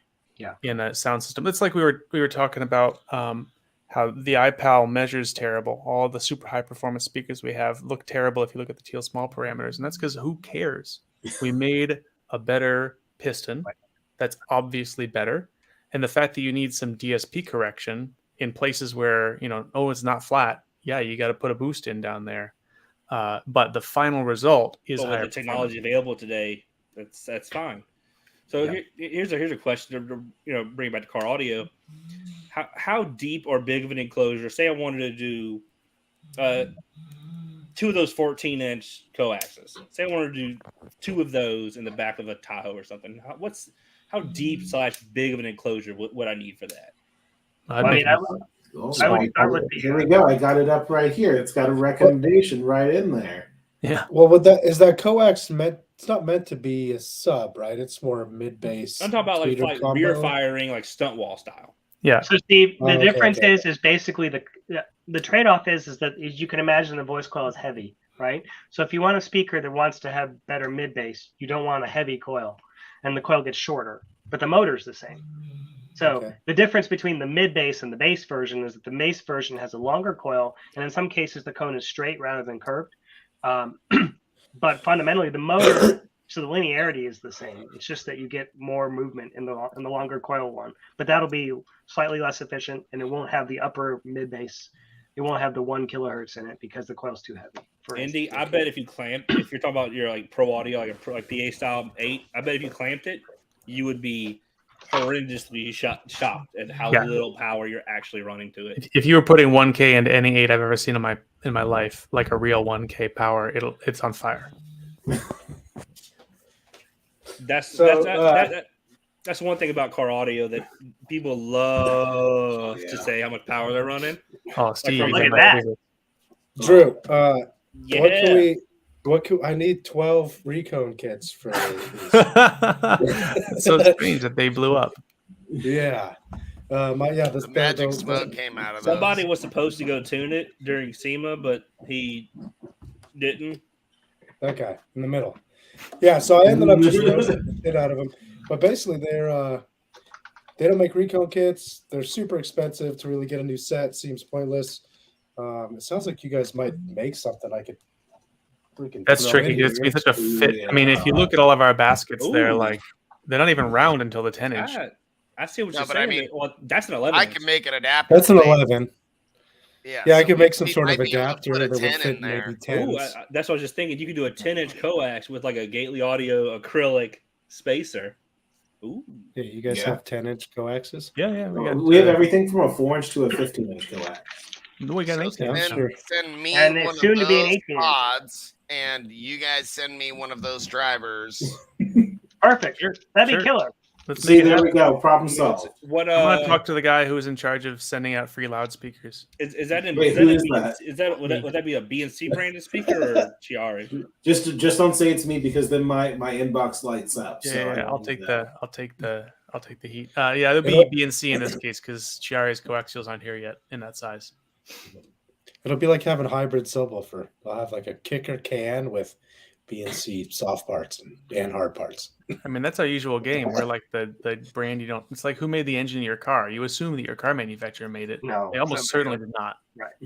Right. Most of the people that use the big guys use our speakers put their name on it, but it's Yeah, actually, I was going to ask because the way you opened the conversation about you not building anything to compete with the brands buying your speakers, that's still the business model. You guys, for the most part, are kind of Yes, white labeling just about we're everything? insanely cautious on that. Yeah, It's more not than for the ignorant most our part. I mean, we don't build a finished anything. Right. All we do is this That's sort what- of shit.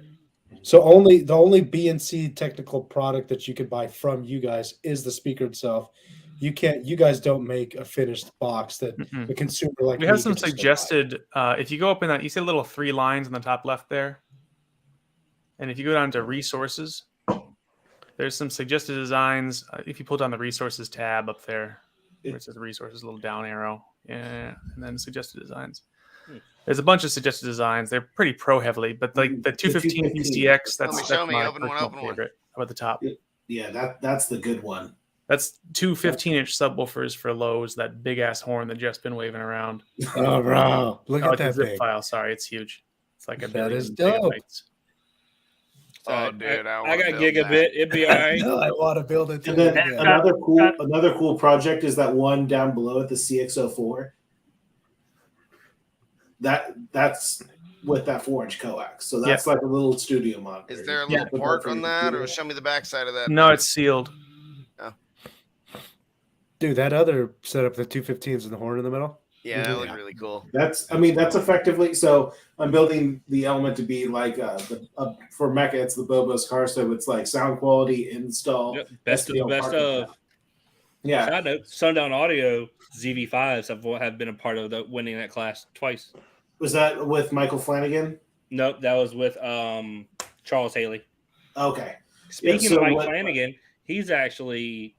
he lives super close to me, about an hour and a half, and he is such a smart guy, man. He is. he's a great guy. He's I love Mike. Yeah, Mike and I spent Show a us lot of more time of these together. boxes. Let's Yeah, see. keep going, dude. I'm trying to pull up. I'm trying to see how I can open these files, but I don't have anything to open these files So with. Go they've back, got, go back to they, the wait, go ahead I and got look it, at I got the it. website. They've got CAD. They've got Yeah, PowerPoint, they've got all the Color. files. If you were going to go send it to like a professional box builder and have them cut it out on their I router, know a Well, it's guy. a good thing we know one. Yeah, he knows a guy. Yeah. So yeah, dude, you can just. Oh, throw I this will thing build on the your shit out of that. CNC, That'll look so cool. bro. I'm gonna build New that. I'm shop- gonna new put it in my shop house. cabinets? Are you gonna make it out of acrylic? Yo, Oh, that would be awesome. Oh my god, it'd be a Holy We might have to nightmare. buy some of those from you. It would be Yeah. a nightmare. Yeah, I would for Oh, sure put I it need in a new there. coffee That table. thing would be like $20,000. Dude, imagine having a pair of these in your home wild theater. shit. It'd be, look oh at my God. look at that. Good lord. yeah, I mean that's the thing about that big horn is it keeps the pattern consistency. It sounds spooky because you put it in a room where you're used to hearing all the room. If you listen to speakers in a room a lot, which is something that I do, you're used to hearing the room as part of the speaker, but the horn's so highly directive that it doesn't illuminate the back of the room. So suddenly most of the room center you're used to is gone. You're hearing this speaker, you're like, wow, it sounds really dry and like weird. And you can see that How how much it's power hybrid. would I want to run to that? I would want like probably, I mean, from a pro audio sense, I want like 3K amps, like a pair of amplifiers rated for 3K for the woofers. Okay, And, so- the compression driver, like I don't know, a kilowatts, fine. You don't need much. So, I mean, pair, so I'll it'd be be Bobby, effectively- right back. 3 of the Rockford 15Ks. I mean, really, you don't. Where's he don't even going really is need the that for question. most of our applications. Yeah, what car is this fitting into exactly? Oh, an Dude, exterior. Has this a would be Sprinter so van. dope out of the back Yeah. of the car or the back. I mean, of the that Sprinter. cabinet can be made smaller. We built that cabinet so that you could build it on a table saw. Right. The 4-inch one, I want to build that. I want to hear that. Absolutely, it's really Jeff cool. will I 3D actually, print it for you. Shit. yeah, I had a design that I was working on and in Fusion 360, and then for that, like it was modeling something really similar to that, and then I got distracted when a bunch of the Chiari stuff came onto my plate. I'm like, okay, well, I'll do this later, and I never really got back to it. Yeah, there's a great example of how much more efficient the compression driver is than the woofer. That blue line is the compression driver at, like 2.8 volts. And the red line is the woofer. And there's 20 dB between them?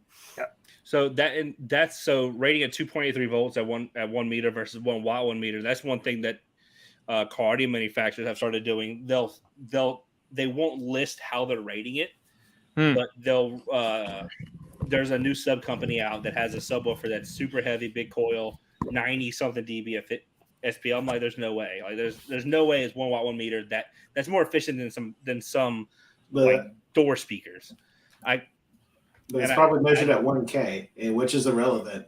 that, and then the 2.83 volt at 1 meter I know is more power than 1 watt 1 meter generally. It depends on the impedance of the speaker you're measuring. Yeah. These are all 8 ohms, so Yeah, so 2.83 is generally what you use for like a 4-ohm driver. no, 2 volts should be 4 ohm. Yeah. What the 1 watt 1 meter would be 2.83 equivalent to that for 8 ohm. Yeah, is this more a near field driver? Yeah. For yes. like okay. I mean, I wouldn't want to listen to it at 50 feet away for sure. That sounds dreadful. It's not that it'll sound bad. It's just it's not going to. No, it's just not gonna. It's not gonna do do it. much You're gonna blow it there. up. Yeah. What the hell? Also, I like that you I got don't think we those should. designs. Somebody, That's so Casey asked if said BNC makes Bose speakers, correct? And I don't want to make that claim. We don't make all of those speakers. I mean, so say depends. BNC, say that they make just the driver itself. Right. They don't control what Bose puts the driver in. Right. Right. So Bose is almost more the acoustical engineer to make Correct. your driver perform the best In their whatever they're putting the in. best it. Perform to Bose what they want it to perform like. Right. Yeah, I mean, I like to say that we're like Brembo brakes. What are those? Another Those Italian look company. fun. That's We're like the one. drug dealers. Oh yeah, go back up a little, Drew. Oh yeah. So like we make the Brembo brakes, and you put them on your Ford, you put them on your Mazda. Everybody uses the brakes. Everybody's using Brembo brakes. Or like AC Delco or something like that. And if you come to Brembo and you're like, hey, I want some brakes, they're gonna sell you some brakes, and they're working on brake technology all the time. But like, what happens with the brakes is kind of your problem. These boxes look fun. This box is dope. That's it's a parallel 6 to Yeah. Nice. It's 6th order, yeah. Yeah, all the boxes, all the new designs, all have CAD. They've got real measurements. Yeah, there's some old You designs. could definitely build them and make yourself a small PA company, no problem. They're classic. Yeah, Fuck around. they're good. Bro. Fuck around and find out. We're going to see. So there's a Facebook group called like Higher Order Enclosure, whatever. 100% chance we see some of these on there tomorrow. Oh no, they've already seen it. Designs, though. I think Ben and I are both part of that group. Yeah, I like getting in fights in that group. I don't think they like to argue with you. I'm pretty sure almost everybody in there praises BNC. I got tagged in that photo yesterday where I sent somebody a mug, and now I feel like people are going to start worshiping the ground I walk on, so I send them free stuff. Oh, well, the good news is we're out of mugs, so ain't nobody getting more of those. No, we still have the espresso mugs, the little tiny things. They've been like take a sip of coffee. See, like this is the type of thing that people have been trying to put into cars lately. Yeah. Yeah. Yeah, this is like just it's cool, but I probably wouldn't put that in my truck. I wouldn't put that in there. Yeah, it's just a wrong choice. I need. What do you guys recommend for me? I need to build something for my living room, and I don't have a big ass house, so I got what you need. Little something. But I want it to be like something. If somebody walks into my living room, they go, "Holy fuck, what's that?" What's on the other side of your living room wall? Is there a garage? Because I'm telling you, 2 ME464s, 464, and 20 infinite path for everything. You're not going to need a whole lot of power. You're going to be perfectly fine. We're a slab house, so I can't do an infinite baffle to like an under. Oh, dude. Those are all field coil, those drivers, that's right? the same. That's the same horn. That's an ME464. It's the same size. The sad part about most of these is they sound dreadful. Yeah. Let me tell you, how much do you think this costs? Oh, that's probably a $399,000 speaker. Yeah, something like that. How the fuck did you know that? I can tell you $400,000 for the pair of them. Yeah. So yeah, Bobby, dude, I'm building the wrong shit, man. Yeah, I'm getting bitched at for $1,600 speaker boxes. Right this second. We are not. If we want to make money, we need to leave car audio. All of us are in the wrong damn business. Sorry. God damn it. He plays golf. He can be an investment banker. So get out of here, dude. Go make there's a See guy. you, buddy. Have a good one. I'm gonna go build a home audio box. Actually, I need to talk to you guys. I do want to build a little project for my house. I've been dying to build some cool, fun stuff for some home audio things. I mean, we have the machinery, and I have a team of technicians that can build some really cool stuff. If I just design something awesome for a house, which I've never done. Let me look at the. Well, the didn't design. you say that those plans you could they're ready to go. Yeah, those plans are Well, ready I to go. mean, you just give me dimensions and shit. I got to put it all in Fusion anyway. You know what you should do? You should go look up a buddy of mine, Scott Hinson, put together a multiple entry horn. It's a DCX 464 and a pair of 10s, and he designed it for home audio.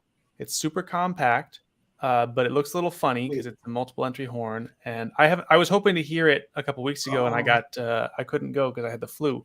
So I got to get back down to Austin and see him and hear it. But everybody was super blown away by it. Was this and that, what was the name of it was it's like MEH or something. Let me see if I can Okay, find yeah, the link, and I I'll toss remember that in seeing this private chat too, along with the link to my video taking apart the DCX. So I found. Bobby, you should just have your CNC build every single one of those designs. And just Yeah, I build love them all it. and play with them all. Yeah. And then what we'll do is That's okay. I'll fly in there and I'll test it out with you. Yeah. We'll Yeah, do I that. like it. I just do that on all my days off that I take. Yeah. But Oh, look at It's that! a water Wow. softener.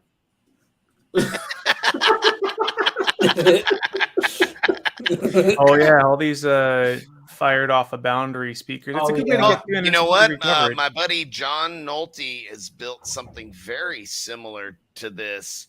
It was really wild stuff with this teardrop shaped thing and the driver firing straight up at it. And it sounded fucking amazing. The first speaker I ever bought, like used, like for like somewhat high end home audio stuff, was a Walsh Ohm, the Walsh Ohm 2s, and they kind of go for that like omnidirectional type thing. Good night, Gil. I'm sure I'll hear from you tomorrow. I'm gonna cut Jeff off real quick. If you know someone, Gilbert, if you know someone deep in the motorcycle world side of this, send them our way. Get them. We'll get them on the show because I'm not into motorcycle stuff. I'm not sure how deep Bobby's into it, but I don't know anything about it. Yeah, I don't know a lot. I know I've heard a couple of really great sounding bikes. I've heard some really great sounding motorcycles, but I don't know how the fuck they did it. You know what I mean? There's so much. So I've been to Gil's shop. I Send me a think message. That's what I'm saying. The guy. Maybe we'll bring you on, or yeah, one of your guys. Maybe he's the guy to bring on the show. Yeah, maybe he might be. Yeah, he is. He's a really cool guy, and the bikes that I've heard him tune and stuff, they're great. He likes using the BNC and Chara stuff, and some of the stuff that I've heard out of his shop, it's just wild. Motorcycle audio is outstanding. Oh, yes, like that's John Nolte's beehives. He calls those. That's beautiful. That's just beautiful. That's his son David sitting there. Man, John's a wizard, man. I fucking love him, dude.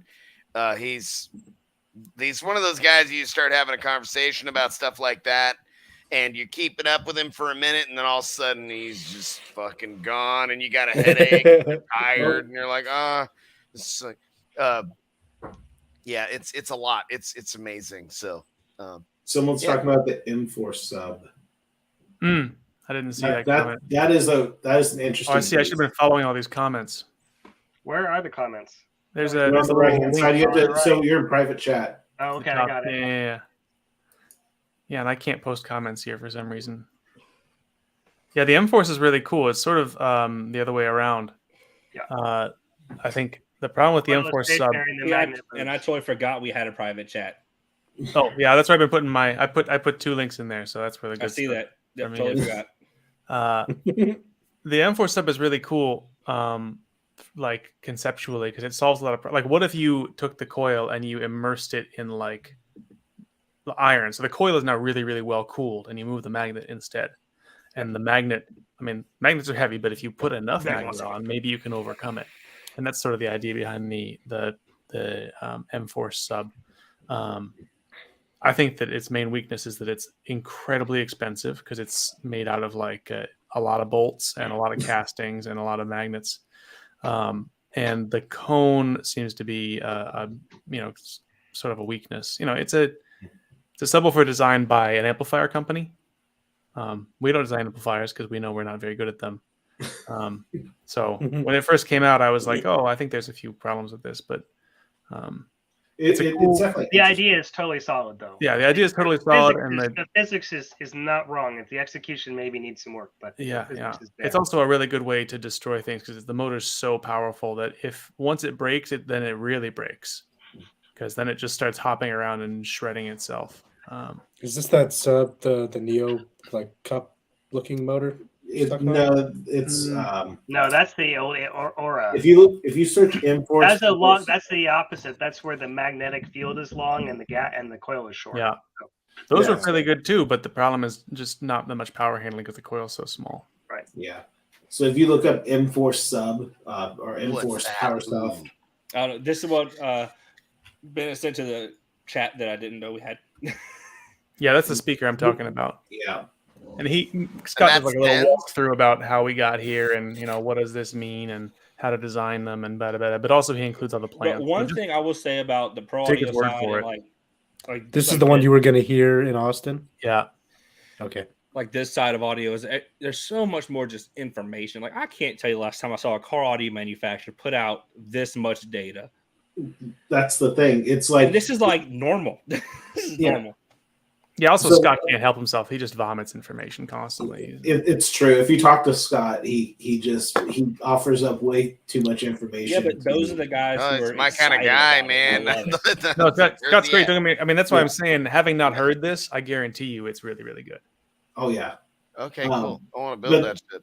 The whole thing about like all the information that's available on the pro audio side, it's like that's where most of the speaker the developments in audio really do kind of come from pro and trickle down elsewhere, from what I've noticed at least. Like there's some obvious differences, like the Purify stuff.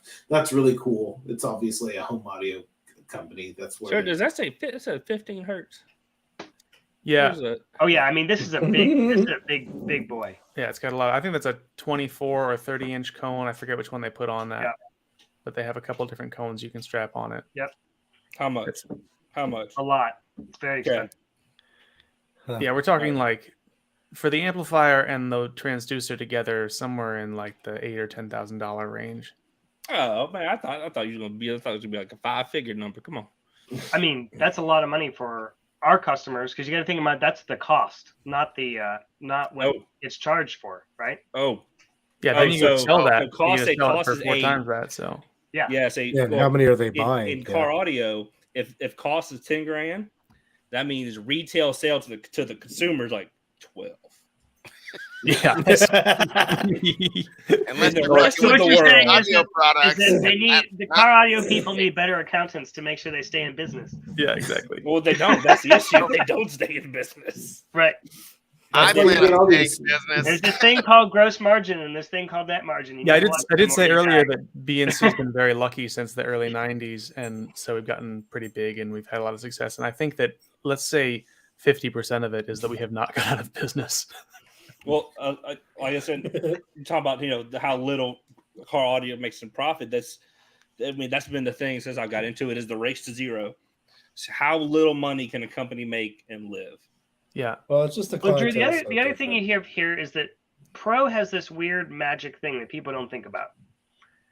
We sell a speaker at a good margin to somebody who sells it at a really good margin in a box, to a guy who can finance it and pay for it 1 gig at a time for 2 years. That is the magic of the industry, is the fact that the transducer's cost is spread out over a long period of time for someone who's making money with it. So like they're making money. We're the car audio guys. We ain't making money with our everybody shit. here is doing it for the love. Well, Well, unfortunately, making money pays better than love. Yeah. I mean, I don't know. I it pay my ends up mortgage with, with love, to be honest.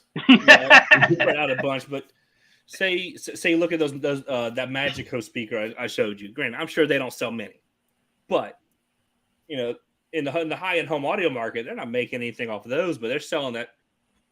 Like Magico sells a sub that a guy who I know, I took that photo of that Magico speaker when I was at Magico in California while this person I was hanging out with was delivering a sub. I know what his cost is on that sub. I know what he charged them, and I know what they charge customers. And it was Right. big gaps. He only has to sell like 5 a year.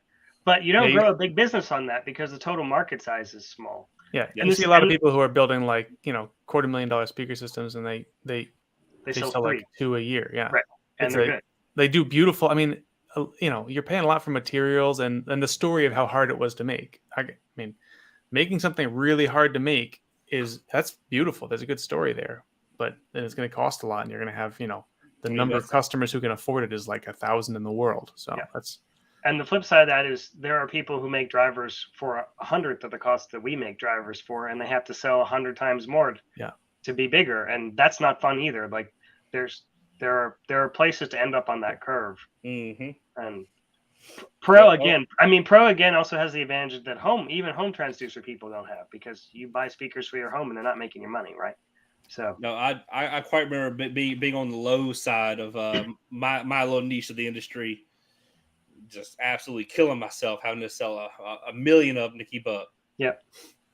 Bobby keeps telling me to double price, and I haven't doubled it yet, but I'm getting close at this point. Well, last week he was like talking shit, and he was mad at me when I tell him that shit. This week he's like, Well, I got to thinking, like, when I first started talking to you about it, the first time you told me to double it, I'm almost doubled from when that time was. And I'm like, damn, I should have just done it from the get-go. Yep. Damn. Yeah, because price expectation is so hard too. Because once you get somebody who thinks, though, this thing costs $100, if yours costs $120, it doesn't matter how much better it is. It's $20 more than $100. Right. Yep. Which that was kind of my concern is this is where the market thinks the pricing should be. I can't just whoop. Yeah. And that's a problem that I have. I small increments raise my pricing, but I look back and I'm like, it wouldn't have made any fucking difference except for I'd have more money and I would be able to work less hours. Right. Yeah. It's a proxy for controlling your life. Raising your prices isn't necessarily about more money. It's also about your time. Which is that's right. The way that I explain it to people who ask, like, damn, went up twice in the last year. Like, yeah. They're like, oh, well, inflation. I'm like, no, I'm not going to blame inflation. I'm so busy that I need to do something. Yep. I'm not going to stop taking orders. But you don't say no. You say no, and they're more mad at you than if you say the prices. Yeah, exactly. Yeah. If I said, oh, I'm not taking orders, they'd be furious. It's also it's a personal thing. Like, and every once in a while, it really is. Sometimes you're like, hey, man, I'm not interested in your project. And that shit, it hurts some people's feelings. Sometimes that's what you actually have to say, because there isn't a level of money that somebody can pay you to deal with their shit sometimes. Yeah. But that's why I was so mad when you told me that. And I kind of want to do this project, but it's going to be hard and it's going to be time consuming. How much is it going to take for me to want to take on this fucking project? Yep. And then you're like, all right, man, it's going to be, $8,800. And they go, oh, okay, cool. And you're like, and then you're like, then you're like, well, shoot, it should have been 18. Right. Yeah, no. I mean, I always try when I give that number because here's the thing is you want a little you're either going to celebrate when he says yes, or you're going to celebrate when he says no. Right. You don't want to land in the middle. You don't want to be in the gray area where you're like, fuck. You know what I mean? I just said no to I tell you, so Jonathan wants me to ask me to redo the baffle in the Tahoe. It's got 918s right now. We're going to change it to 915s, I think. And I was like, man, I can't do it this year. Like, I don't have the capacity to do it.